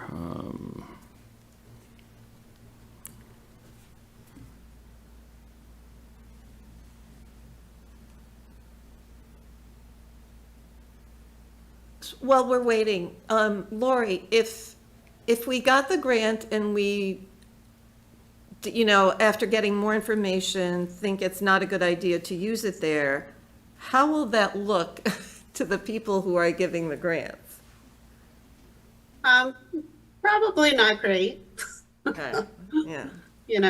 But then they'd be able to potentially fund another project that they had originally rejected. But it may impact our ability to get a grant in the future.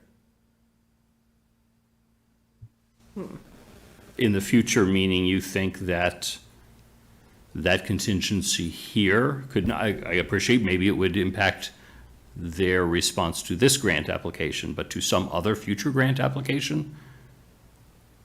They're gonna forget about us If- as soon as we. Yeah, that's what I think. Right. Yeah. If we tell them If they no. went through the approval process and they approved the town of Northborough for the Yep. grant, I would guess, if I was a reviewer, if the town said, forget it, we decided we don't want to go forward with the project, it might look a little weird. Okay. But that's just my guess. Of course, I've never sat on a review board of any of these grant applications, so I don't know for sure. I'm just guessing. Okay. Appreciate that. Other thoughts? Laura? So I appreciate the thought you've put into this. I wish we had a lot more time to have reviewed it. I love the idea of doing public-private partnership. I love the idea of identifying projects that were outlined in the master plan. I would rather if we did it as a collaborative approach and not being reached out, it feels kind of last minute, by developers to use this money. And if there's a risk that if we don't go forward, my gut would be let's postpone a year and let's spend some time and figure out what we can do from a public-private partnership that'll benefit the whole community. Like I said, there has to be a development proposal. So, those don't come along they usually don't come to me and say, in 5 years, I want to do a development, so therefore, I'm going to give you this period of time to plan for it. That doesn't typically happen. So I might get a couple of months heads up. But chances are, if we don't go forward, we're going to miss the boat because the Motel 6 is going to install a septic system.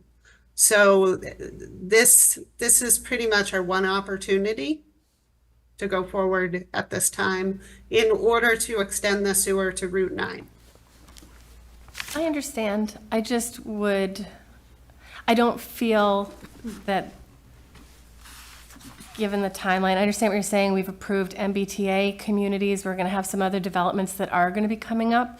And I would prefer it if we, as a board, could take a more collaborative approach to what we can apply for that'll benefit the entire community. Thanks, Laura. A question for you, Julia. I don't know why I look over here and Lori, question for you. I think the entire board learned about this potential project at town meeting in a response to a question about, I think, the MBTA process and grant applications and things like that. When did the town begin work on this? So we met with the developer of the owner of the Motel 6 quite a while ago. I want to say maybe about a year ago. Okay. And it was around the time that the Mass Works was due last year, if I remember correctly. And at that time, I had mentioned the possibility of a Mass Works grant, but it wasn't looking like the timing was going to work out for him. And then in the fall, he submitted a variance application, and he was thinking maybe he was interested in the sewer, or maybe he was interested in the septic system. Ultimately, I think around January timeframe, he informed me that he was going to go forward with the septic system. So I thought this project was dead at that time. So then he contacted me maybe about a month and a half ago, maybe 2 months ago, and said that the timing may work out for him after all. He'd be willing to pay for the design of the sewer, and also that was around the time when I had met with the other property owner. Like I said, originally, there was a commercial development proposed there. That was when I was informed that the commercial development had evaporated and that they were interested in maybe doing the mixed-use development. So it seems like a good opportunity to partner on a really good competitive MassWorks application. So that's, laying of the groundwork has taken some time. That was around the time of the town meeting. So this is kind of the way it works in the development world. Okay. Opportunities arise and you got to kind of jump on them. Otherwise, they pass you by and they may or may not come up again. I think for future reference, and I appreciate during much of that time, we had a series of interim town administrators, keeping the town administrator and asking the town administrator to keep the board involved and aware of these upcoming projects is helpful, so that we are not surprised at town meeting and people start asking us questions about what's this sewer line extension that's being talked about, and we can just at that point shrug our shoulders. I'd rather be able to answer those questions and be able to point people to documentation on the website or recorded meetings to learn more. So that's gonna advice for future processes. With that, other members of the board in terms of thoughts? Oh, I have a question. How much is the design costing the hotel owner? Somewhere in the realm of $100,000, I believe.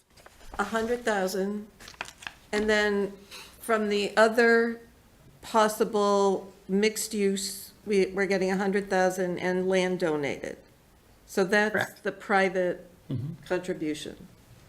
And when we talk about other possible projects, did Scott say that, for example, King Street could be a possible project for a grant like this?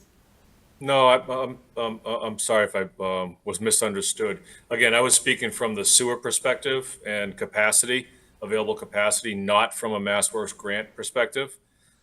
There were two sewer extensions that have been discussed over the past couple of years. One is Lawrence Street and one is King Street. I was not inferring that King Street would be a MassWorks prospective grant application. It was just regarding the capacity conversation. That development was approved with a sewer line. So that developer would bear the cost of extending the sewer to his property. I imagine the capacity of that would be a lot lower than this one. I'm sorry. I have a procedural question. This affects every business in person on Lawrence Street and all those businesses on Route 9. Why is this not a public hearing? I imagine because This is only a support letter I'm asking for. this isn't a, Yeah, but then if you apply for the grant and we have a public hearing and there's reasonable objections. would a public hearing be required for even the construction of this? That would be under the sewer commission. Okay. So the Board of Selectmen would not approve this. There would be no public hearing Okay. required for the sewer extension, no. Right, okay, yeah. I think because there's no required impact to those property owners, there would be a benefit where they could tie into the sewer, but no requirement that they tie into the sewer. But it would be a huge benefit potentially to some of those businesses, which would then increase activity on the street. And we haven't even talked about the impact on Otis Street, which in my opinion is one of the weirdest streets to navigate in town. Yeah, not so much If for you the sewer, have but yeah. 100 extra people and, Oh, yeah. I mean. If there's a development proposal, it'll be either permitted by the Zoning Board of Appeals or the Planning Board. And at that time, there will be a public hearing. Right now, there is no development proposal. The Motel 6 already exists. It's a by right use. He's upgrading his facility, so he's not changing anything that would trigger site plan approval. So that's why there's no public hearing. Okay. I think if we do go forward with this, I think it would be a good idea to one way or another notify all of the property owners that would be impacted by this so that they're aware that this is coming. Because, for example, one of them may be needing to, think that they might need to upgrade their sewer system or might be planning for future development or septic system or planning for some future project or anything else, and this might impact their options. So they should be aware of that. Not saying we do. I'd be happy to send out a letter. Yeah. Just good practice. Lisa? I think we should get their information first before agreeing to moving along with this. Get a better understanding of what people are thinking about up there. Because even though it's a benefit factor for them to be able to tie into a sewer line, there's also the monthly cost of paying for the sewer charges. And these are escalating amounts of money that there may be people that are not in that position to do that, regardless of if it would make their property more valuable. Right now, they have to live in the here and now. Right. And I think But- that street especially has.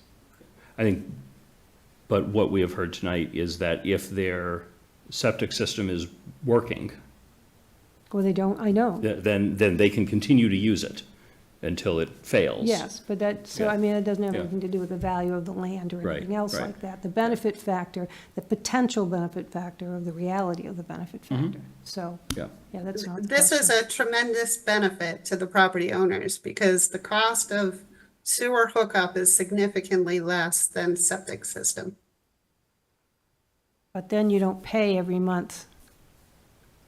And the property owner can decide. The property owner can replace their septic system with another septic system. Right, well, yeah. that's what I'm saying. I That's mean, up to I them. think, I'm just saying that Yeah. I think we should, before we make decisions, we should know more. Yeah. Ask generally what the public is thinking, because there's other places we're gonna need this, and it's very important to start planning a future where we know where these things are actually gonna be used. I think we're bound by time, unfortunately, with this one. You said June 5th is the application deadline? 5th. June 5th. So, I mean, Well, if- I can Like I underst- said, can I'd like to understand that. submit a couple of days in advance, so on the 3rd. It's like 2 weeks from now, Yeah. but it's still nothing we saw before. we rush all the time. We rush because of Yeah. deadlines. I prefer not to do that, and. yep, I agree. And I see, I mean, I looked, I printed out MassWorks in 2022 and 23 awards, and the amount of work that went into how many different towns bought, got grants, and the amount of grants is huge.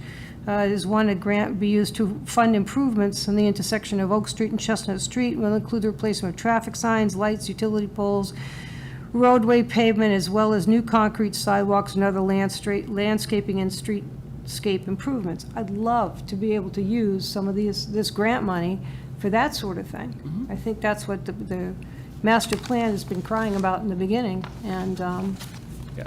I just thought I'd throw that out there. I think we should be preparing ourselves to apply for MassWorks grants every year. Yes. Right. Yeah. Even understanding if they give us one, a couple $1 million one year, they might not want to hear from us for a couple of years, we should just keep applying.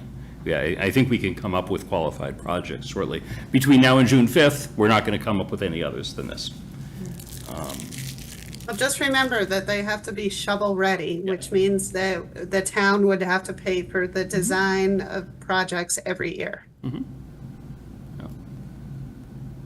I think we should, especially if they haven't gotten a sidewalk yet. Start working on some design work. Mike? One last question. Just curious, would something like the Blake Street project that I've heard watching select board meetings, would that be eligible for something like this, and would that be considered shovel-ready? Only if there's a development project associated with it. But yes, I have received a MassWorks grant for downtown revitalization, streetscape improvements, but it was associated with a private development. But, so for example, you're talking, earlier tonight,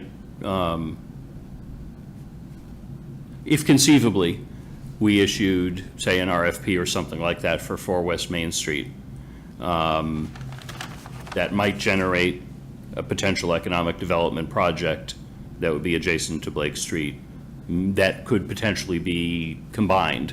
That could be the project associated with the Blake Street streetscape improvement. Could be, Yeah. yes. Okay.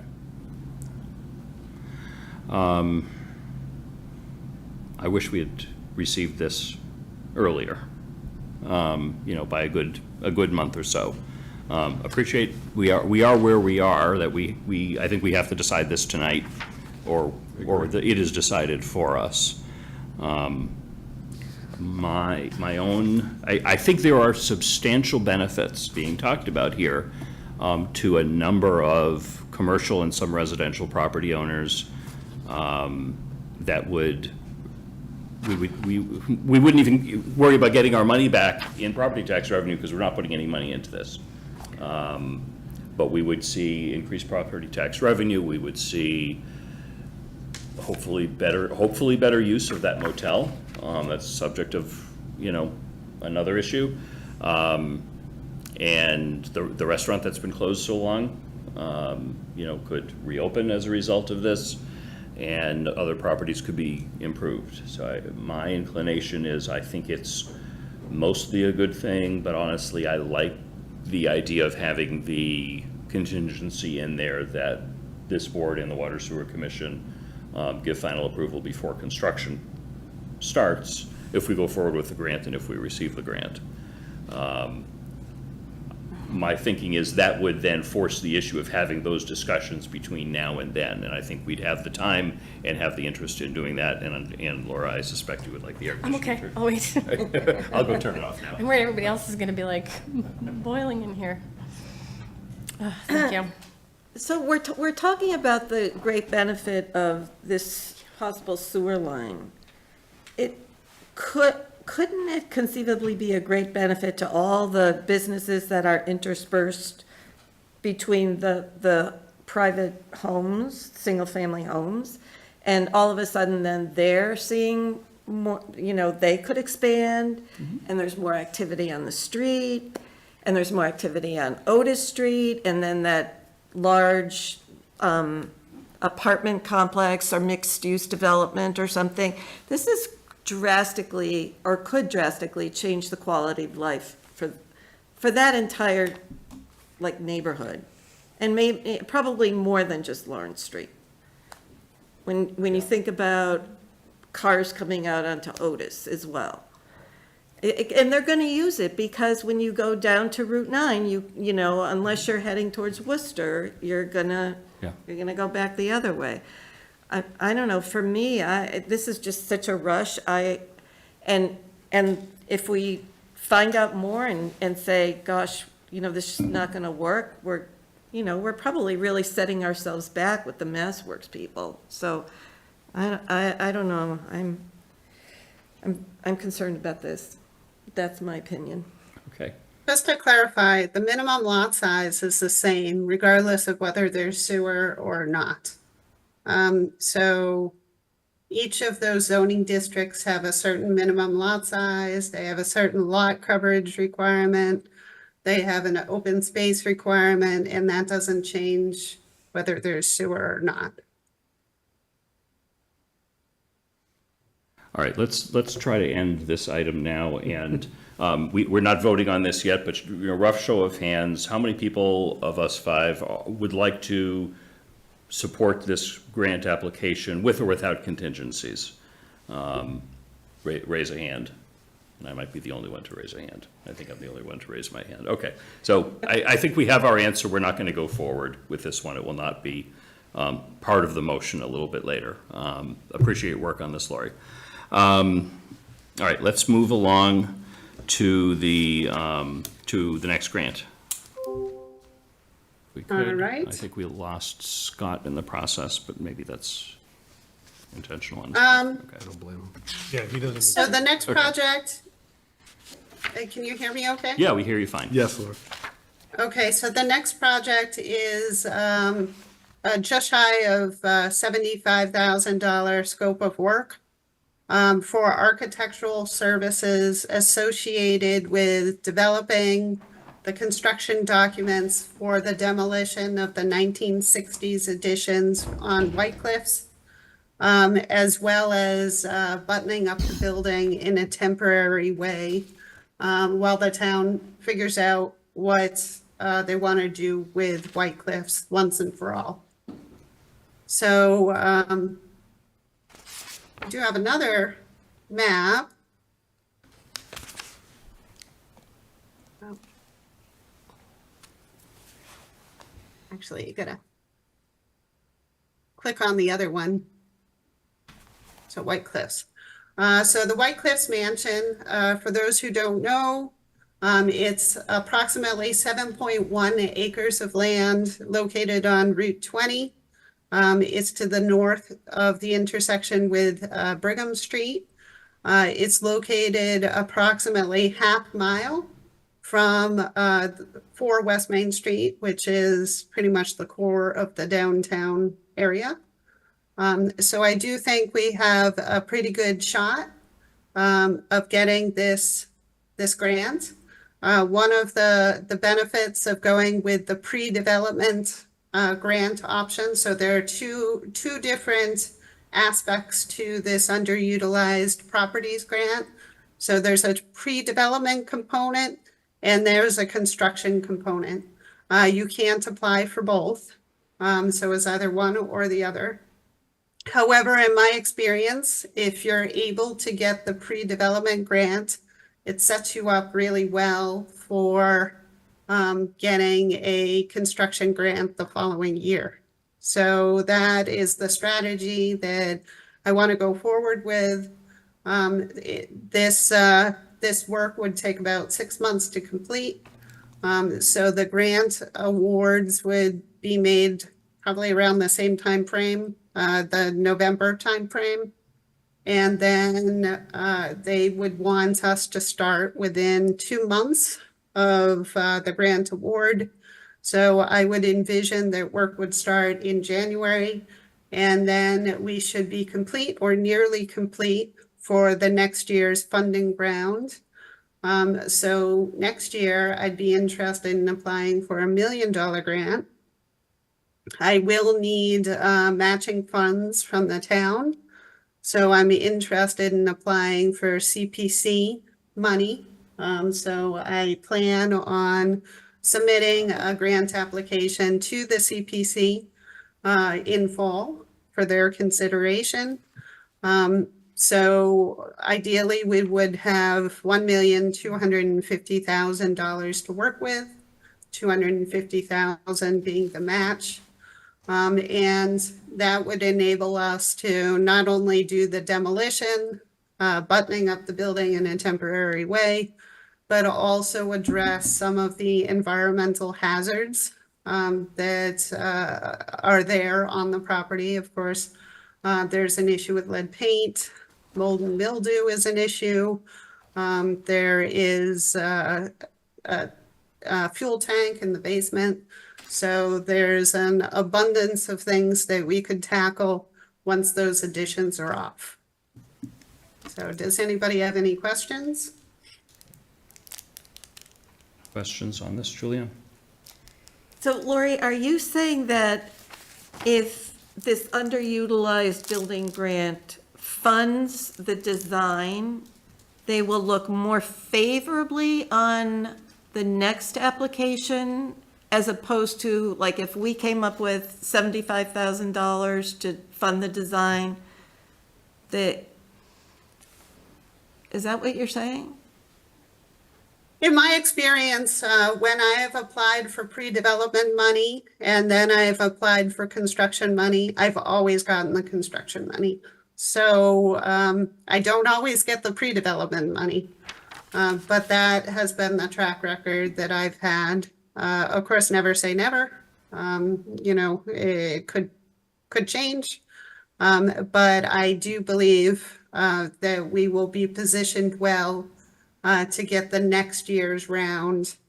And if we don't, so say this year, we don't end up getting the underutilized properties grant, then there still would be the opportunity to use ARPA funds, although definitely we'd be getting down to the wire on spending those funds. But then we would be set up for the same exact deadline of the first week of June for the next year's funding round. So it doesn't matter whether it's paid for with the underutilized properties grant or it's paid for with ARPA. I still have a first week of June 2025 grant deadline. So it won't help or hurt to get this grant or to use ARPA funds to fund this work. That's your question? Well, I guess really we're not sure, right? We're not sure that if this grant funds the design, we have a substantially better chance at getting the construction grant. What you could do is so you could program the $75,000 regardless. So you could plan on putting $75,000 towards funding design, or you could plan to put $75,000 towards funding demolition. So you could program that $75,000 with ARPA funds regardless. And then should we end up getting the grant, then I could reduce my CPC ask by that $75,000. So instead, I'd just apply for $175,000.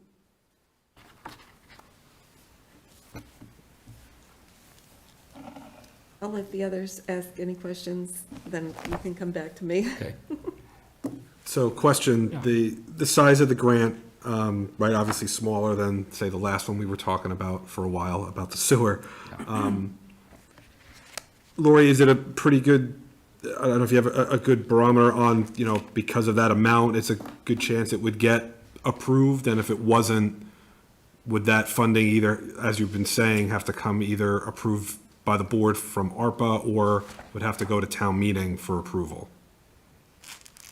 Would my Yeah, I thinking be mean, correct? if it goes to town meeting for approval, unless you're putting it on the town meeting warrant for fall, then it wouldn't arrive in sufficient time for us to apply for next year's round of underutilized properties grant. So my recommendation is either we go forward with this application, which I've already written, so it's pretty much good to go, or you plan on funding it with ARPA. From my perspective, I don't see any downside to this at all. We're applying for a grant. You've already done the work for the grant. All we're doing is writing a letter to say, yes, please give us the money. I agree with Lori that getting us into that system now only improves our chance of getting substantial funding later for White Cliffs. My hope is that they see this, they, you know, take a look at White Cliffs, see some pictures. I think, did you shoot some video with cable in there recently? I heard Northborough Cable was shooting some video around White Cliffs. I assumed it was part of this grant application, maybe not. No, we No. could certainly use it. Yeah. Would be, you know, they would get excited. I mean, it's an exciting project for someone that funds underutilized projects, underutilized buildings, because it's obviously underutilized and it's potentially beautiful. You know, I kind of wish we had done this a year ago, but we are where we are. I think this gets us into the queue. If we don't get this, we can find other ways to do this. But you know, the flip side of that, if they say no to this, that might be their way of saying, no, this isn't the kind of project that we want to fund. I don't know. I don't know how much feedback you would get if they declined to fund the $75,000 for design. But we've got to do the design before we do the construction anyway, so I don't see any downside to doing this. Yeah. I just have a quick question. I appreciate the work that you've put into completing this grant. If we obtain this grant, if we receive it, are there any I don't even know what the right word is. Is there anything negative, or is there anything that it would impact what we can do with the White Cliffs going forward associated with this grant? No, the reason why we're proposing to button up the building in a temporary way is because we didn't want to do anything that would then have to be undone should the town decide to sell it to a private party who wants to, you know, put a large addition on, or should the town decide that they want to use it for municipal purposes and put a large addition on. So we wanted to leave it flexible. Definitely those additions need to go because they're causing our mold and mildew problem. So we kind of are stuck. We can't really proceed with that mitigation with the additions attached. So it will enable us to move forward in a direction, but not hem us in any way. Thank you. Any other questions? Just question, the $1 million for, or I guess the 1.25 million for demolition, was that, that number, where did that number come from? Because I assume, right, the architectural services that we'd be trying to get the grant for is going to tell us how to do that correctly to help button up the building. But where did that number come from? Don't anticipate that the demo and temporarily buttoning up the building is going to take that amount of money. So my thought was the maximum you can really ask for under the underutilized properties grant is $1 million. So let's get the biggest bang for our buck apply for the most amount of money we can. So not only would we remove the additions, we would button up the building, but then we could address some of those environmental hazards. So my strategy would be to address as many as we could for the total dollar value of $1,250,000. So I don't know what the cost of demolition will be. That is, we have to do the design work first. And as part of the design, they would come up with cost estimates for the demo. Julianne? Is DBVW still involved in any of this?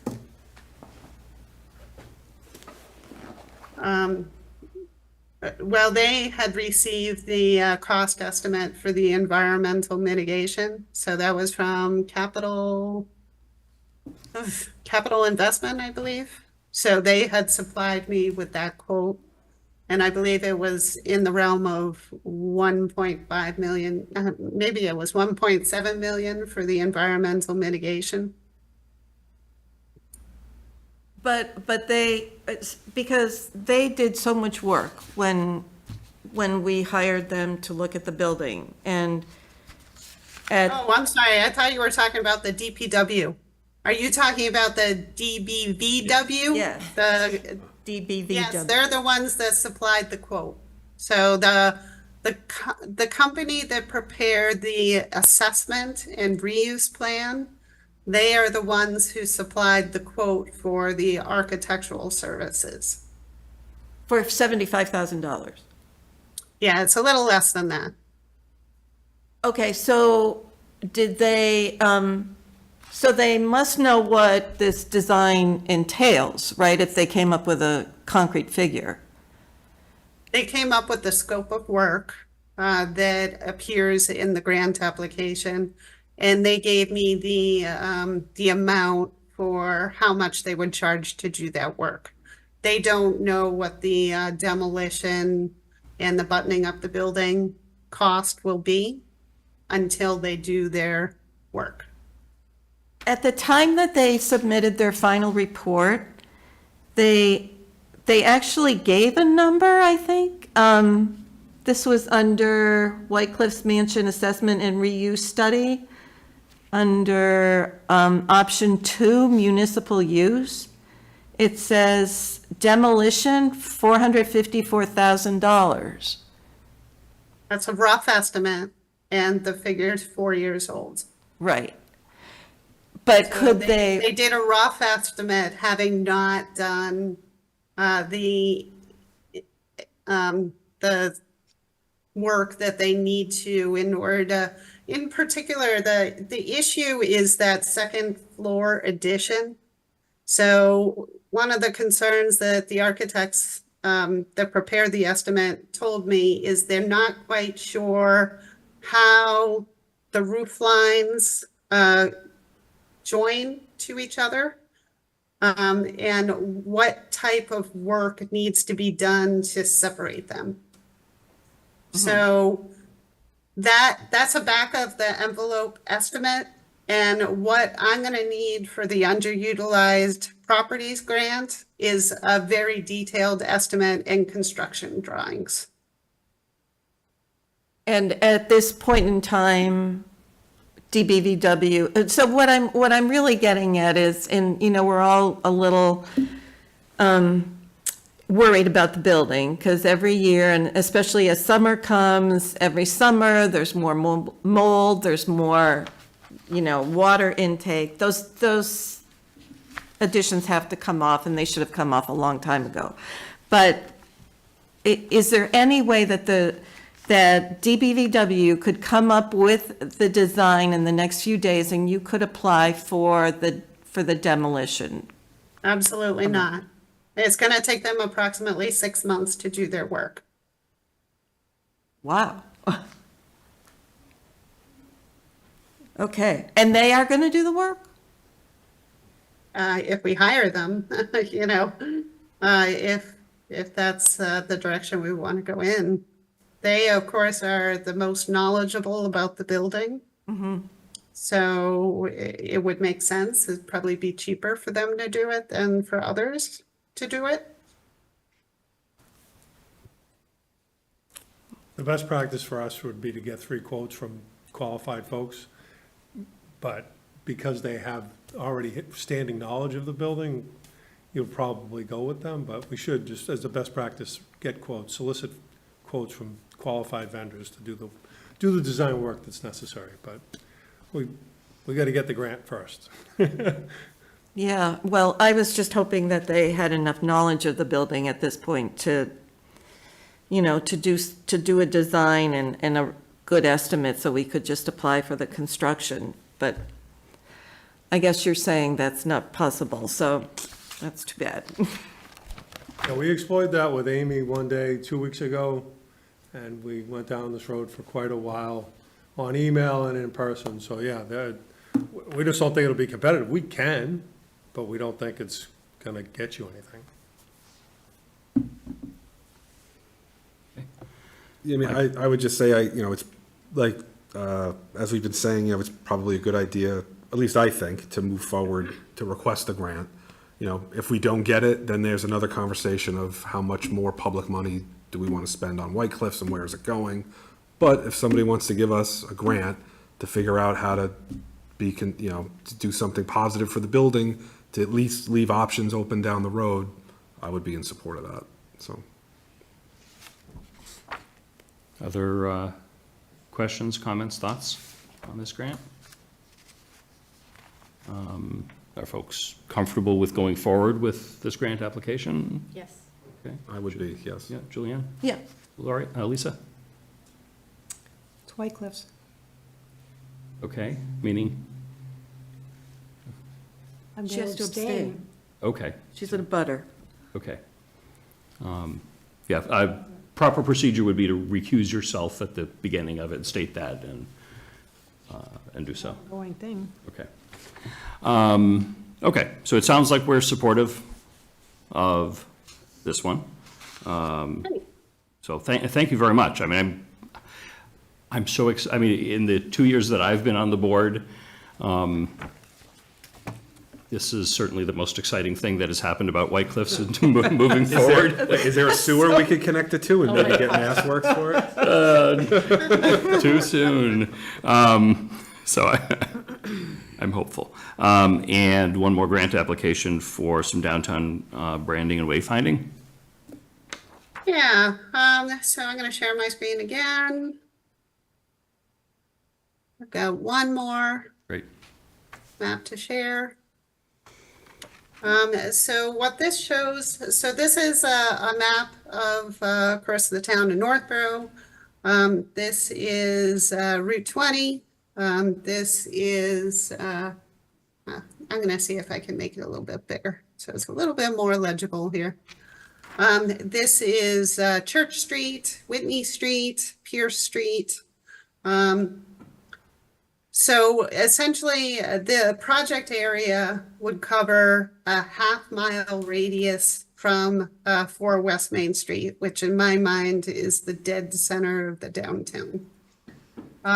So this is a recommendation that was made in both the 2020 master plan as well as the recently completed 2024 Downtown Revitalization Plan report.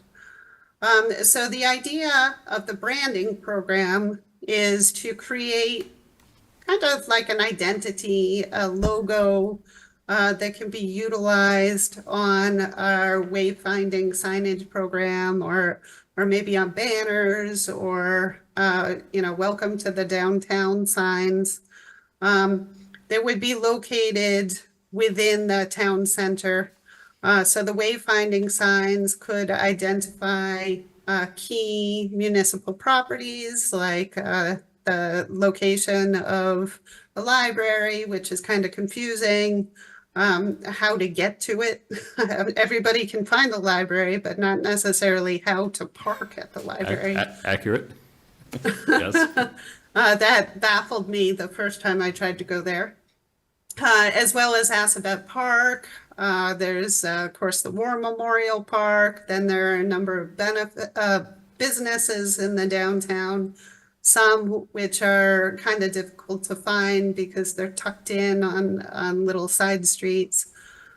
So this is a technical assistance grant. So the way it works is if we are able to secure the grant funding, then the Massachusetts Downtown Initiative will assign us a consultant. So we don't have a choice in the consultant. They assign the consultants. So usually there's a couple of different consultants that do this type of work. So they're experts on these types of projects. And they will come out, they'll meet with us. I did prepare a scope of work for what I envisioned for the project. I envisioned that there would be a focus group, which I'm actually going to be meeting with the Master Plan Implementation Committee on Thursday night.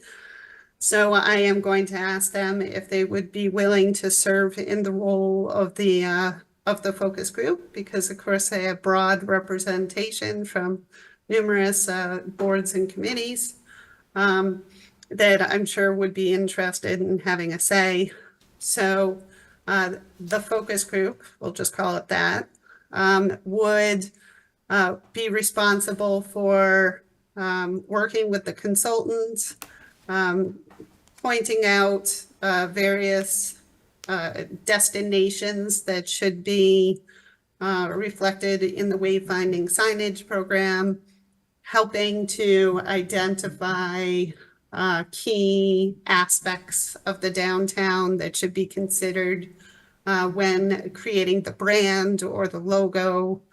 I am envisioning that there would be a public outreach component. So there would be some sort of public workshop where different possibilities for the brand and the wayfinding signage hierarchy would be presented.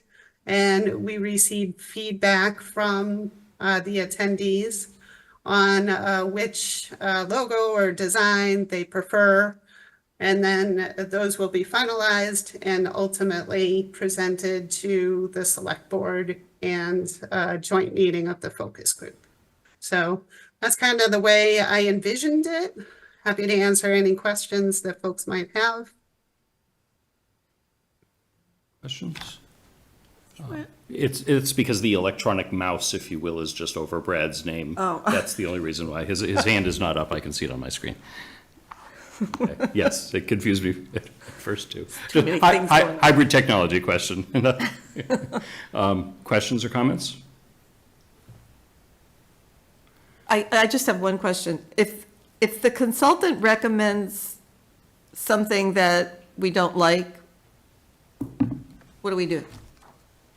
So the focus group would be working with the consultant to come up with different options that they're okay with. And then those options would be presented at the public workshop for ultimate selection. Mm-hmm. And this is, I apologize if you stated it. Does this grant give us just the design, or design and installation and purchase and everything else? This is just a technical assistance Okay. grant. So they'll only give us the design. Yep. And then they'll give us specifications that we can then take to a sign maker to have the various sign elements fabricated. So that's another So opportunity. that is not part of this. So later, we're going to need money for the actual implementation. Okay, that's what I thought, but that's good because that gives us another opportunity to review the design, review exactly which signs we want and everything else if we want to get into that level of detail. Can I ask one Good. other follow-up? Yeah, Tim. Laura, maybe I didn't hear you. What about the actual physical locations? Does the technical assistance point out mapping as well? Yes. All right. Yep, so that will be part of the whole planning process. So the consultants and the focus group and ultimately the community workshop will all be talking about the best locations for the signage, as well as what type of destinations should be highlighted. Thank you. Mike? Just a question, Lori. Was any of this sort of similar work done with the last consultants who were brought in on downtown revitalization and the meeting we had at like the high school? We got to put the stickers on the map, and that was wayfinding, branding, any of that also covered in their study? Not really. The recommendations were to participate in a planning process to identify a brand and wayfinding elements. So it was a recommendation that came out of that. There was certainly in the report discussion about key elements that are important, that maybe we would want to highlight in a wayfinding program, but it didn't get into the nitty-gritty of creating like a logo or the sign elements themselves. Okay. And then after this technical piece, is there any other grant funding for implementation of it that's available? Well, we could, so of course, you know that there's the Phase 1 Streetscape project. So that is a design project that will hopefully be getting underway soon. So as part of that project, the first year will be design, and then the second year would be implementation. So the timing, in my opinion, works really well, because I would like to include the wayfinding elements and the brand into the construction of the Phase 1 streetscape improvements. So we could apply for those elements as part of that construction project. So there is grant money available for downtown revitalization and streetscape projects.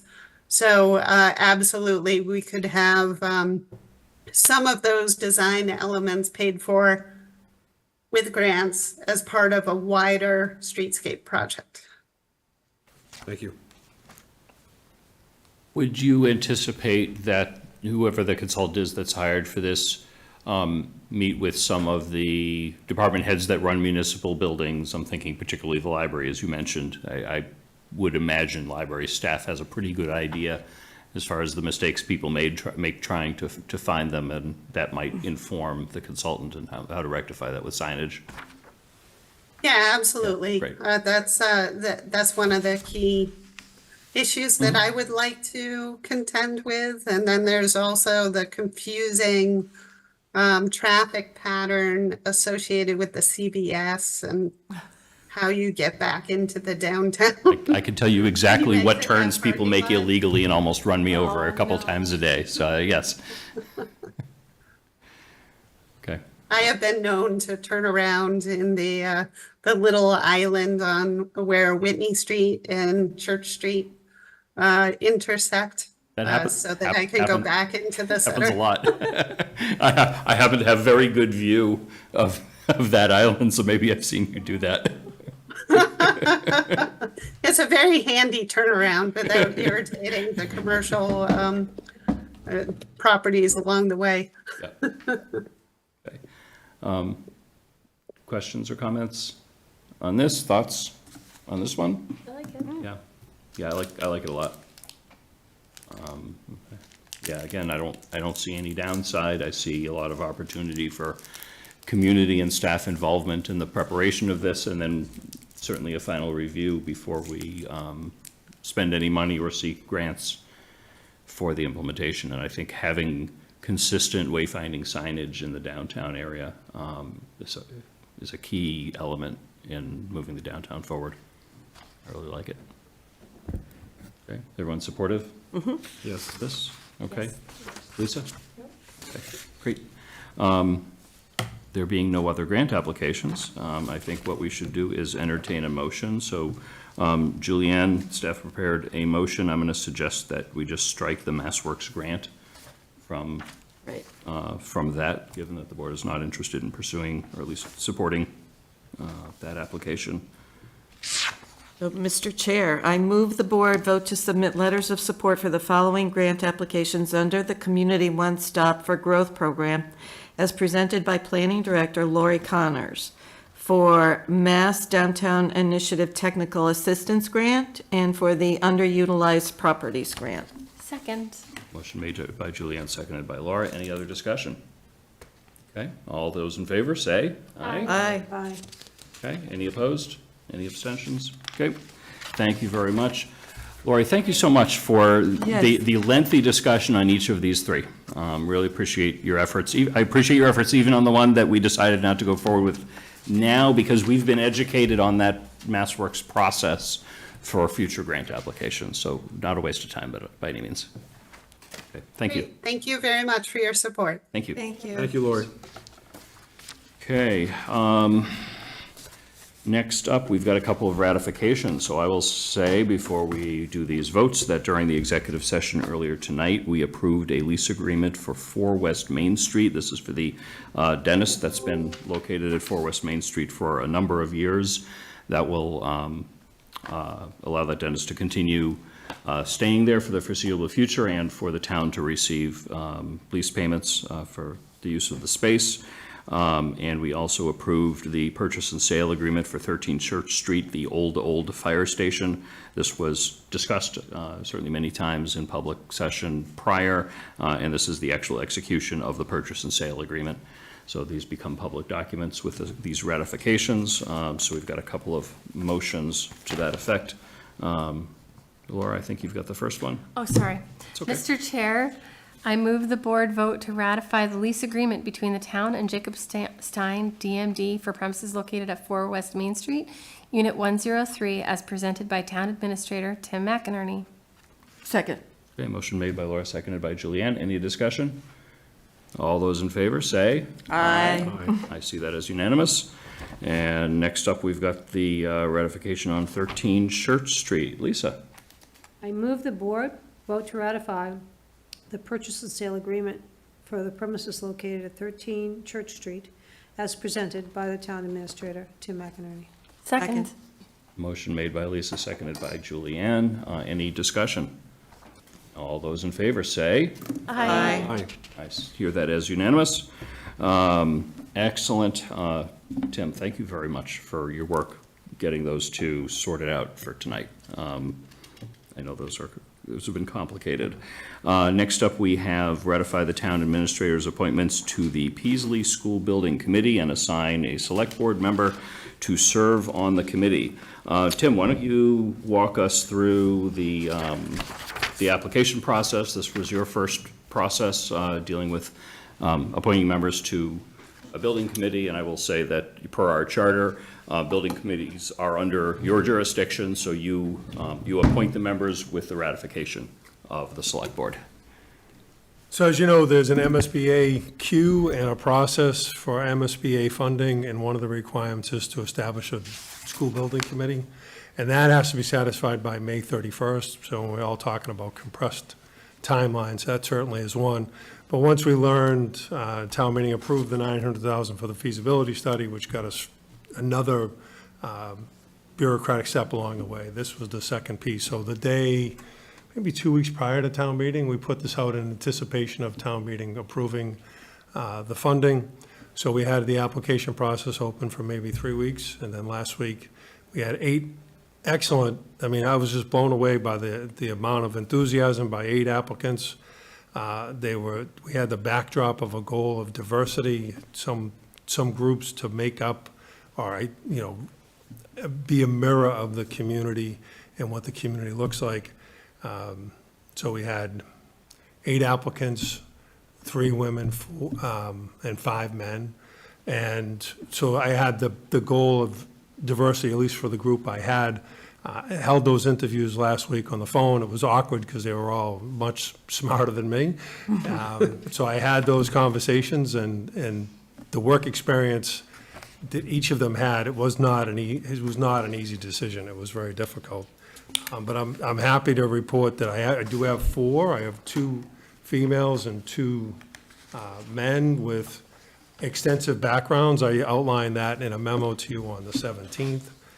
And, from architecture to building construction to owner's project management, it's one member without a lot of technical expertise, and I thought that, and that's Erica Hall, who's a Realtor, who, talking to her and then reading her resume, really shined a light of organizational excellence for a group like this, to have someone in that organization or in this committee that can provide organizational context. And a fresh pair of eyes as a parent as well. I think that was the second reason why I chose her, not having complete experience that that the charge laid out. It certainly talked about, people who have been around and in the school district, but her expertise and a fresh pair of eyes is the reason why I chose Erica. So, yeah, Diana, Erica, Tristan, and Robert for my recommendations to you. And each have, almost over 20 years' experience for each one of them in construction management and/or architecture. In addition to that, we had suggested that someone from Parks and Recreation be named to this, so that name, I guess Ellie Lane forward, Sean Durkin's name forward. So you're recommending that as well? Yes. Yep, and the school committee has the authority to name a member, in which case they've actually named two, Kelly Gannett and Lauren Bailey Jones, two members of the K-8 school committee that would have to be, certainly overseeing this project. Makes sense for them to have some substantial part of that, but again, you're recommending that approval also. That's Yes, so you have those the three. the non-voting and then the voting members. So this group total would be part of the voting members. This would be, this would be, I think, the entirety of the voting members. You'd also have to name the non-voting members, which is a little bit of a different process. That's generally staff. Yeah, I mean, their Staff titles are involvement. laid out, no matter who they are, their Right, titles. yeah, carries yeah, them. I think we saw it in a meeting packet a few weeks ago. MSBA gives you a very detailed breakdown. This is what a school building committee looks like. And part of the process is we not only need to give them the names by the end of May, we have to fill them into those slots. Yeah. And say what their qualifications are and everything else. I say, I'm very impressed with the applications that you got, and one of the things I like about particularly those 4 residents at large, 3 of them I don't think have been on any public boards before. One of them certainly has, Diana, but the other 3 are not names that I can at least remember being on Northborough boards and committees, but clearly they have some particular expertise that would be really And they are involved in the community with scouts or whatever. They've been around. Yes, yeah. But not in. public- Government, yeah. So, and which is good. I like new people to come in and get them addicted to this fun. So that's great. In addition to this, we have to choose someone from our own ranks to serve on the school building committee. We don't have to, but I think it's critical to have a select board member on that. The other thought that I had is if we add up 1, 2, 3, 4, 5, 6, 7, and 8, if we take these 7 names plus a select board member, we're then have an 8-member body, which is an even number. Traditionally, boards and committees are odd numbers so that you don't have a tie. So I think there's an opportunity if we felt that, or really if Tim felt that there was another of those members that was not appointed, that he thought might be added to turn it into an odd number, then we can do so at some future date. I wouldn't want to put Tim on the spot here right now, but that's a possibility. We can amend the school building committee membership later, but we need to send a finite list in right away. So that was one thought I had, and I will ask the same question that I asked this board a couple of times before. Are there any members that are interested in serving on the school building committee? Hearing none. And by the way, I do see Brad's hand up. When we have our little discussion, Brad, don't worry, I'll recognize you. Hearing none, I will, if it's all right with the board, I will volunteer myself for that so that we have Thank you. a name in there. I have served on multiple school building committees in the past, not in Northborough, but in my former town. I was part of building a new high school, a new elementary school, rehabbing a middle school, and a small renovation to another elementary school, both the MSBA program and the prior SBA, which preceded the MSBA. It's a lot of fun. If anyone else wants to do it at some point, let me know. I don't anticipate this feasibility study committee getting off the ground until early next year, next calendar year, because the MSBA won't give us the go-ahead to actually do anything until we have a lot of our other ducks in a row. This is still sort of pre-feasibility, so I don't anticipate that requiring any of my time or anybody else's time. If that becomes an issue, I certainly know that I serve on the fire station building committee. I don't want to, although I love building things, I don't want to usurp all of that. We'll figure that out before that becomes any kind of an issue. So if it's all right with the board, so we have a name on there, I'll put my name on there. Is that all right with you, Tim? It's great. Okay. You hired. Okay. Same hourly rate? Yes, exactly. Same, yes, exactly. My net pay for this work continues to decrease per hour. All right. Any questions before we open it up to, I see one audience question up there. Lisa? Of the 4 people that have been picked, I'm a little concerned with Diana Nicholas. She's been on a lot of important committees, White Cliffs Committee, the Fire Station Committee. She was on design review for some time. And I know that there was another architect that had applied, and that when we do have people that have applied for different positions more than once, and then they're turned down more than once, that we lose a little bit of continuity of getting volunteers again. And I think that if there's nothing else that I've been doing with volunteers is trying to get as many new volunteers as possible. And I think that as much as she brings to the table, everything that she does bring, and it's quite an impressive resume, that she's been very instrumental in a lot of different flavors of what's happening in the town. And I think that, children are older. And I'm looking at the architect that's listed on your 4 left. And I believe he has children at the school and 4 children. I would offer that to be replacement of the 2, since I think he brings a new perspective into the town. And I just think it would be good all around to have that, a different face and different plan for this job.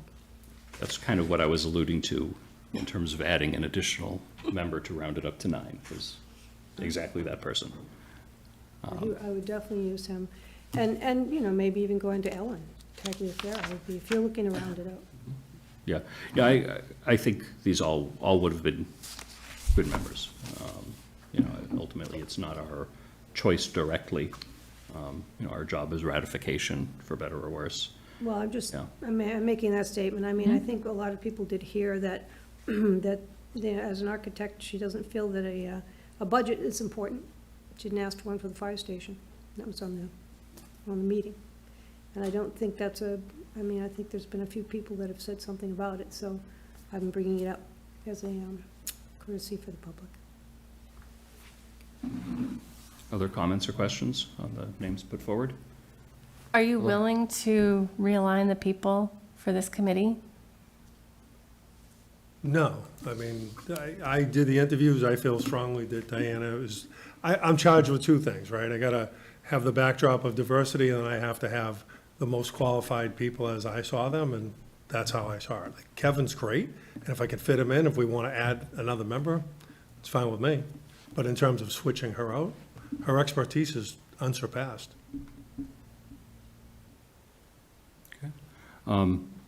Are you willing to put Kevin forward as an additional Yeah, we person want to now? modify the charge to add one more. 9's a tough committee to deal with, but 8 is, the school, it wasn't made completely clear to me, the school was picking 2. Yeah.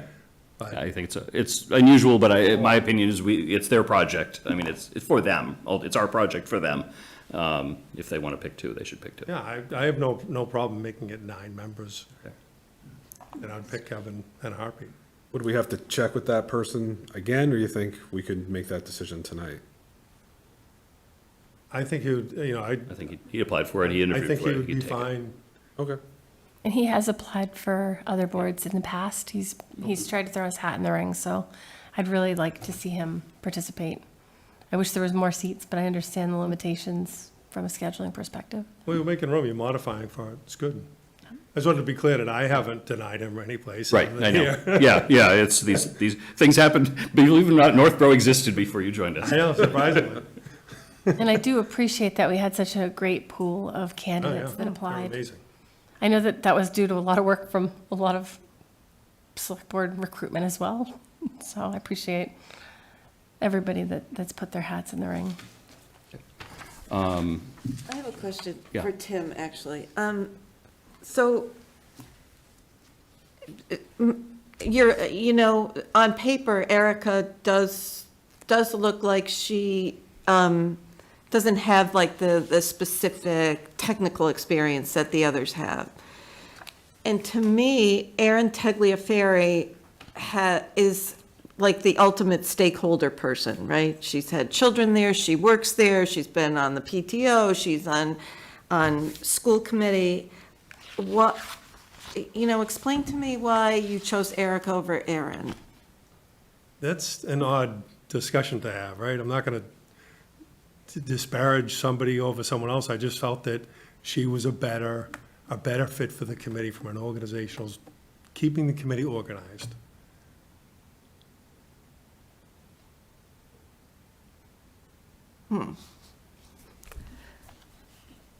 Okay. Because it seems to me if we're looking for stakeholders, Erin would be the ultimate person to represent parents, students, faculty. So that's just my feeling on the topic. Is it, Tim, sort of, another thing to consider, right, is diversity of thought, right? So you, what I kind of picked up on is not to have sort of a committee of all architects, right, to build this thing, that you want people with that different perspective, different diversity of thought, coming at it a different way. I don't know if I'm not trying to put words in your mouth, but is that sort of? I was trying to find balance. I Right. read their resumes, I had conversations with them. It's more of an art than a science. Right. So I went with the people I thought were the best that can get the project done with the taxpayer in mind and the students in mind. So that was kind of the backdrop of the thinking. Are we ready to hear? We've got 3 people in the audience and all 3 have hands up. Would that be all Yeah. right? Okay. In the order that they raised their hands, Brad Blanchette, you could unmute, identify yourself, and let us know your question or comment. Thank you, Mr. Chair. Brad Blanchette, 6 Rodney Terrace. I'm speaking on behalf as a Peasley parent here. The 2 other applicants that I wanted to bring up were Erin and Kevin. Both of them, I'm curious as to why they weren't picked. I mean, they're both rooted in the Peasley community. One is an architect.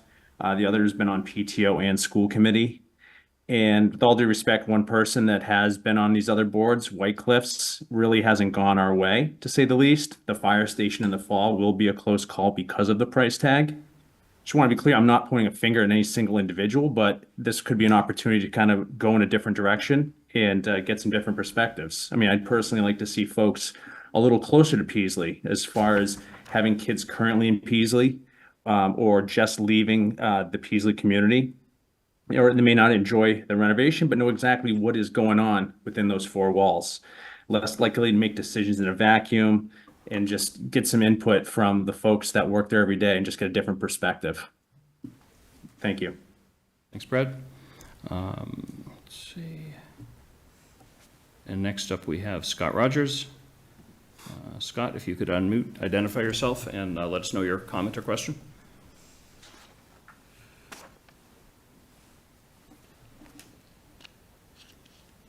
It appears you're unmuted, Scott, but we do not hear you if you are speaking.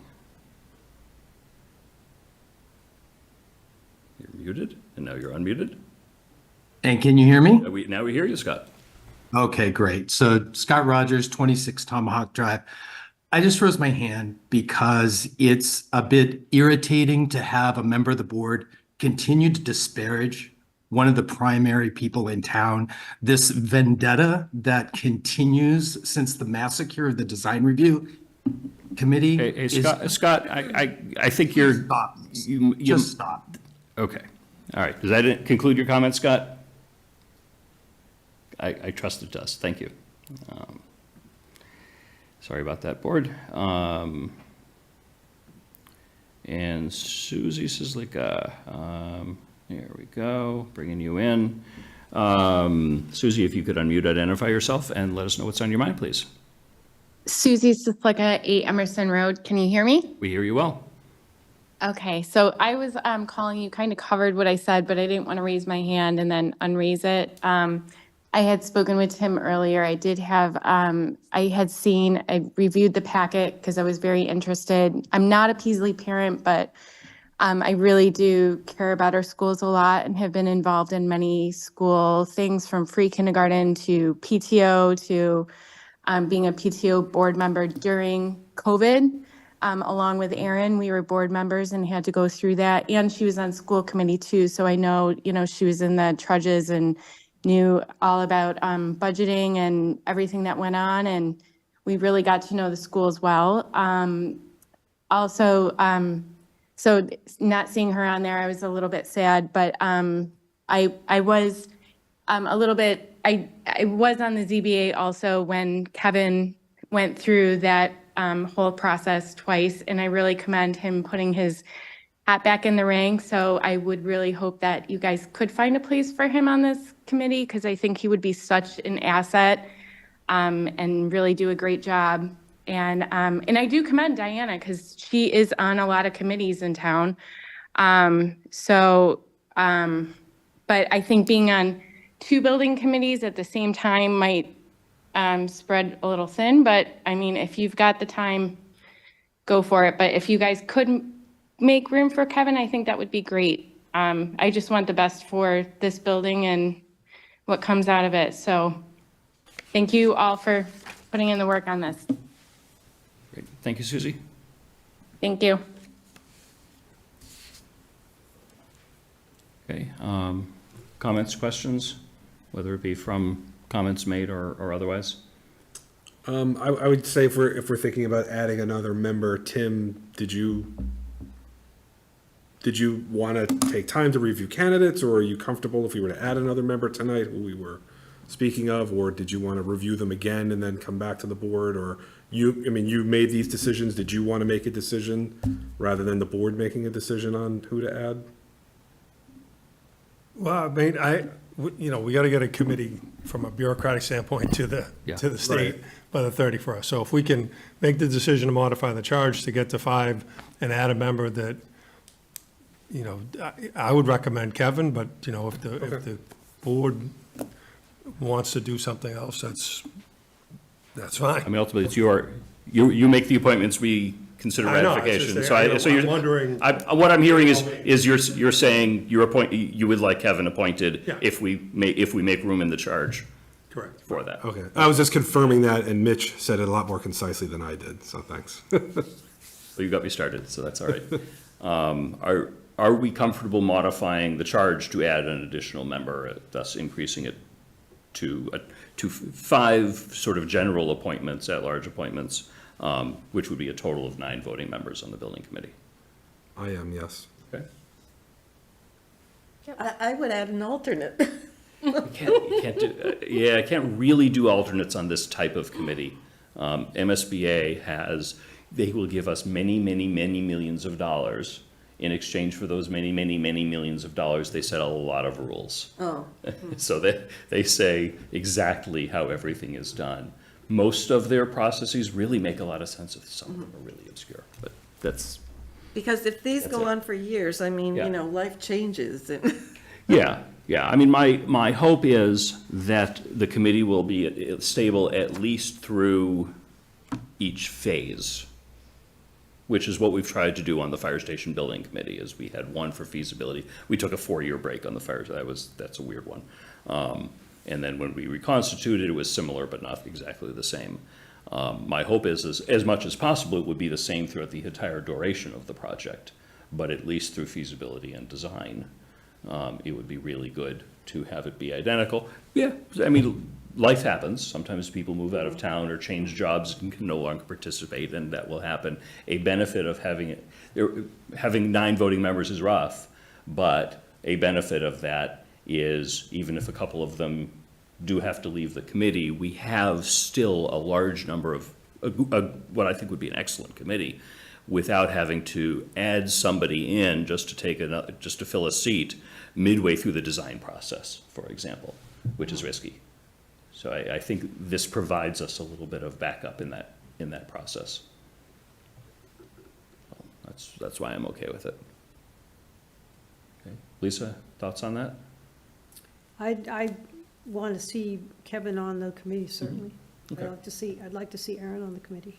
I think I think we need parents. I think I don't see anything here really with how the children react and what they need for an environment. And I'd like to be a little bit heavier on that than having everybody with the same qualification. Yeah, I mean, ultimately, that's the school committee's jurisdiction, and they're putting 2 voting members on this, plus they will have the superintendent of schools, the school business manager, the school principal, Yes, will all we're be non-voting I'm members. talking Yeah. just more parent. I remember Patty Kress was an incredible asset to Lincoln Street School, and I think Erin would be a Patty Kress. Yeah, I'm trying not to get too involved myself into the names, because that's Tim's job. Our job is ratification. Right. Is this a good committee that we want to ratify?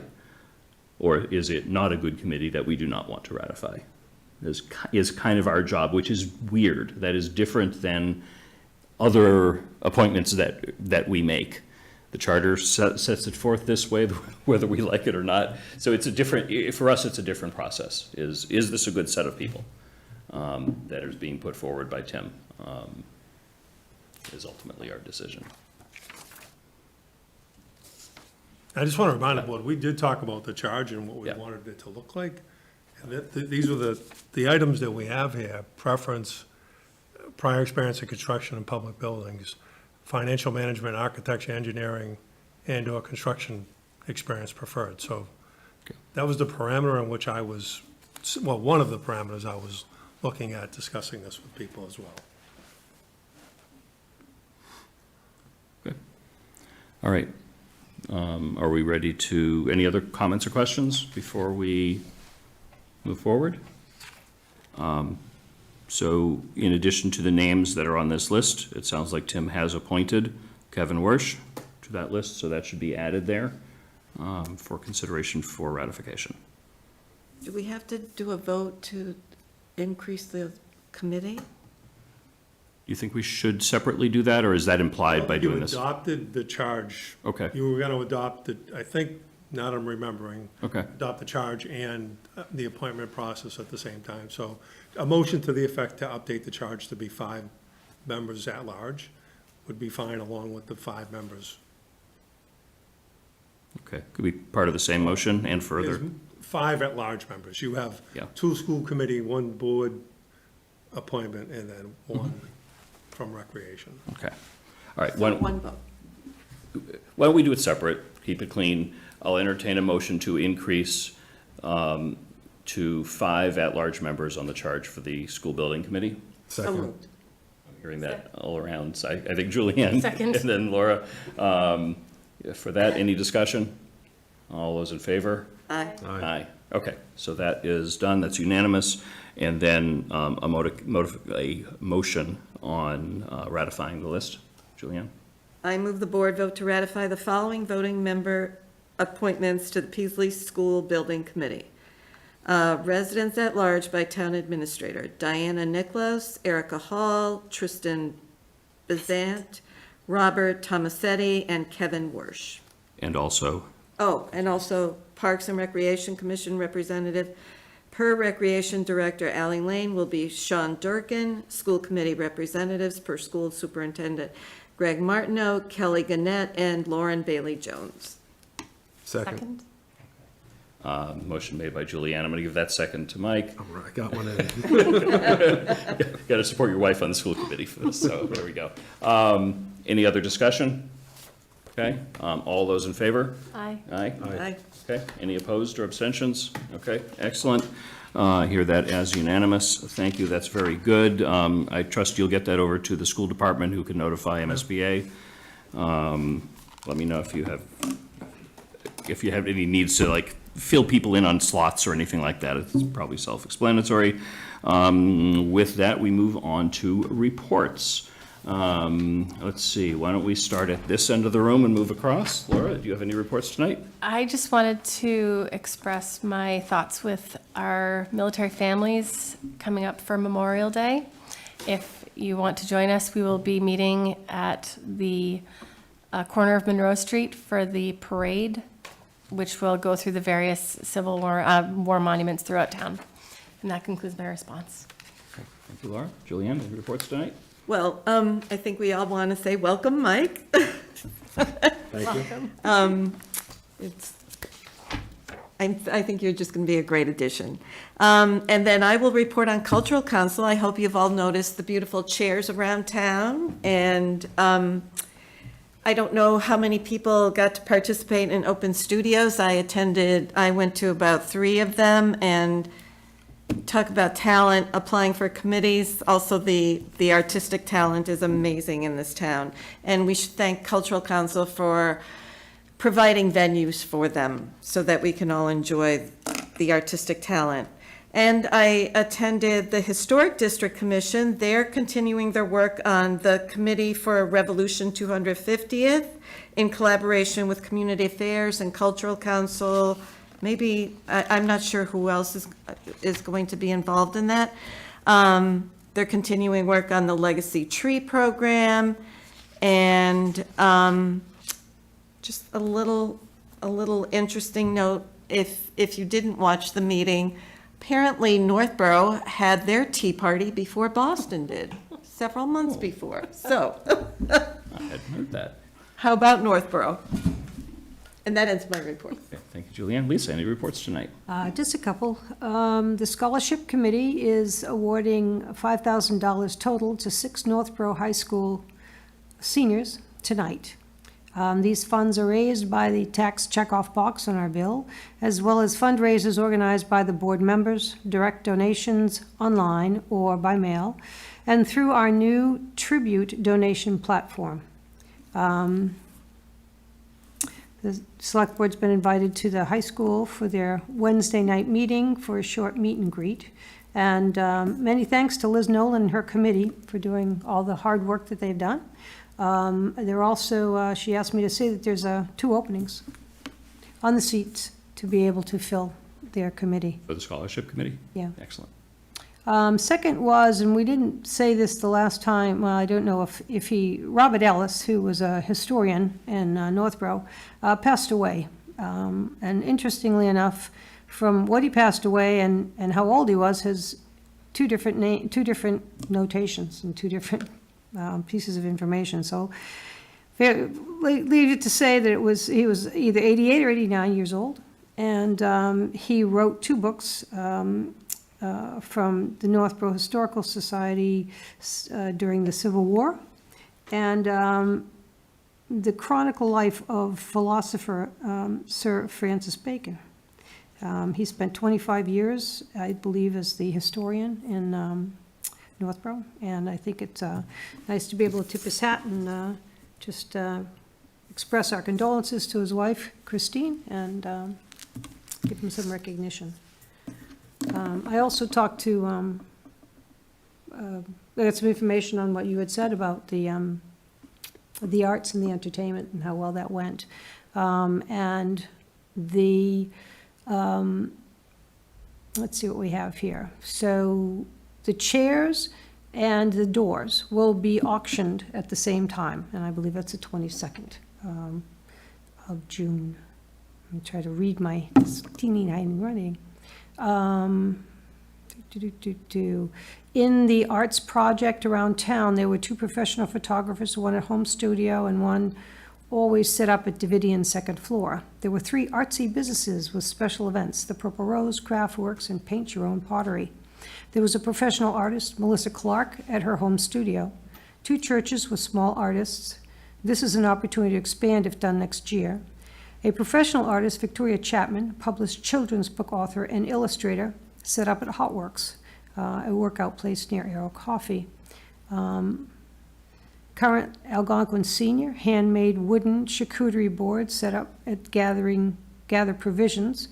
And recent Algonquin grad selling Nate's Natty 4 ingredient soap set up at Arrow. And a watercolor and fine artist on the walls at Arrow. Nancy Lewandowski brought additional things to sell. C'est La Vie had their fine artist works on the wall at C'est La Vie. Marianne Bricata painted in the downstairs foyer as people arrived. And finally, the artist reception meet and greet at the library for new artist Jenna Williams, whose work is currently on display in the big room. And I thank all the artists that donated their time and energy, and I did hear a few things got sold. And I think that the Arts and Arts Council is doing a great job, as well as everybody else, and let's bring some more economic development through arts and entertainment. And that's the end of my reports. Thank you, Lisa. Mike, any reports this evening? Yeah, I'll use the excuse of the late hour to be brief. But yeah, I mean, just thank you to everybody for being so welcoming. Thank you to the board, thank you to Tim. Look forward to the next 3 years or seasons, whatever you'd like to call them, of both agreeing and disagreeing with you guys, and hopefully doing what we can for the citizens and taxpayers of Northborough. And to second Laura's comment that hopefully we have a nice robust turnout for Memorial Day to honor those who gave the ultimate sacrifice. So that's all I have. Thanks, Mike. I was going to mention a few things that were mentioned earlier. That's a benefit of going last, as I can say less. I did attend a Massachusetts Municipal Cybersecurity Summit about a week and a half ago, which was really, really good. It's something very important that I would like to see this board pay more formal attention to. As a follow-up to that, I had an extended meeting with our IT director, David Kane, who walked me through quite a bit of what he's working on for cybersecurity. I'm impressed with the work that he's doing and awed by the amount of work that is left to do, which is true of any municipality and any corporation. I would encourage any board member that is interested in learning more, whether or not they have the technical knowledge to understand those kind of terms, but even at a high level, I think it would be worth your time, and David has offered to meet with any of us. David has also offered to meet with us as a board anytime we would like, and I think we should take him up on that. That meeting would likely be during an executive session, because we'd be talking about security issues, which does qualify for executive session. And my hope is that we can do that and take a greater role in that. That's a really central office. It is as central as the town administration office is, because if the IT infrastructure of this town goes down, no department can function. Yes. And so I think it deserves a lot more attention from the board level than we have been giving it in the past. So I think that's a good thing to do. Adding on to the Memorial Day Parade, I certainly hope everyone from the community attends. I hope everyone from the board can attend. One thing that traditionally the board does is a board member speaks at that. Who would like to volunteer to speak at the Memorial Day Parade? Did you volunteer? Okay. I'm actually going to be out of town. Okay, all right. sorry. Well, sorry we miss you. I'm looking around. Eventually, I'm going to have to look inward, and you're going to have to hear my voice more. Hearing none, I will speak on behalf of the board as chair. Thank you. And maybe that's a benefit or a downside, perhaps, in delaying the reorganization.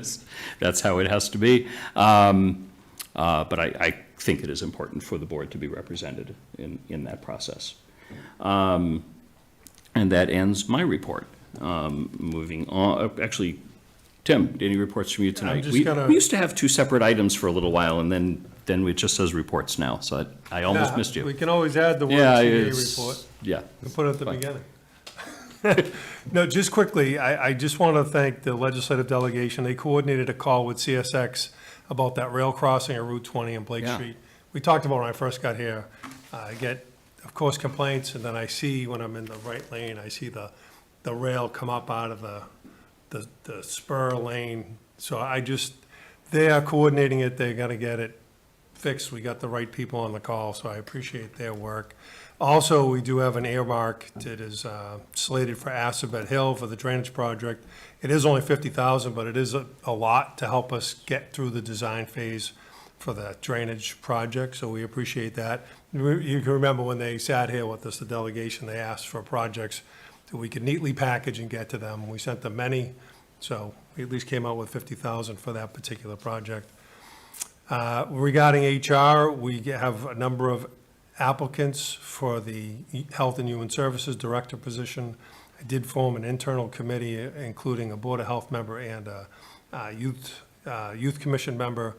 And they interviewed last week, and they're going to make a recommendation for me to interview one or more applicants that have come through. So I'm hoping to have that appointment wrapped up for June 3rd, and maybe an introduction to the board at that meeting on June 3rd. So that would be the goal there. We talked a little bit about the RFP for West Main. You know, that whole building needs to see what the market will bring. And so I'm hoping to get it to the street for July with some responses back in September. If the board wants to review before it hits the street, I'm happy to share that with the board for comment. Also, on June 3rd, we solicited quotes from architects for the police station project for the siding. John Morrow was the lowest, best qualified bidder. I want to have him come before you on June 3rd so you can talk about what the scope should be.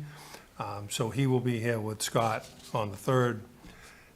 He's actually an architect out of Grafton who did a lot of municipal stuff for me while I was in Grafton regarding One Grafton Common. So there's some history there, but we did solicit quotes and we got John to be the best and cheapest. Continue to work on investigating solar options at the senior center. We have a vendor doing a presentation tomorrow. We'll find out what the cost would be and how we would actually fund that. Financial Planning Committee, they're meeting on the 23rd. You'll have to check. It's either 5:30 or 6. I think this note is old. I think it's actually 6 o'clock on Thursday. The goals meeting, we're looking at July 29th now at 6 p.m. Just a reminder for the board, and obviously we'll send you more notes on that as we go through. And the LED light project, you offered the approval of ARPA funds for LED funds. I went back to the vendor that gave us the analysis, and I questioned, that's a 6-month-old proposal. Is that really going to be the number? Now, unfortunately, they refreshed the number up by 50,000. So I told them today that I'm going to go through either CMRPC for technical assistance or the Metropolitan Planning Council, which is outside of Boston, to do this LED light specification for the streetlights. So it's still in process, but I'm not going to just go with this one guy who said it was great at the beginning and change his number by $50,000. So it's an ongoing process and we're still working through it. So it's just an update on some of the items we've been working on. And that's it. Question on the LED project, because that was ARPA funds.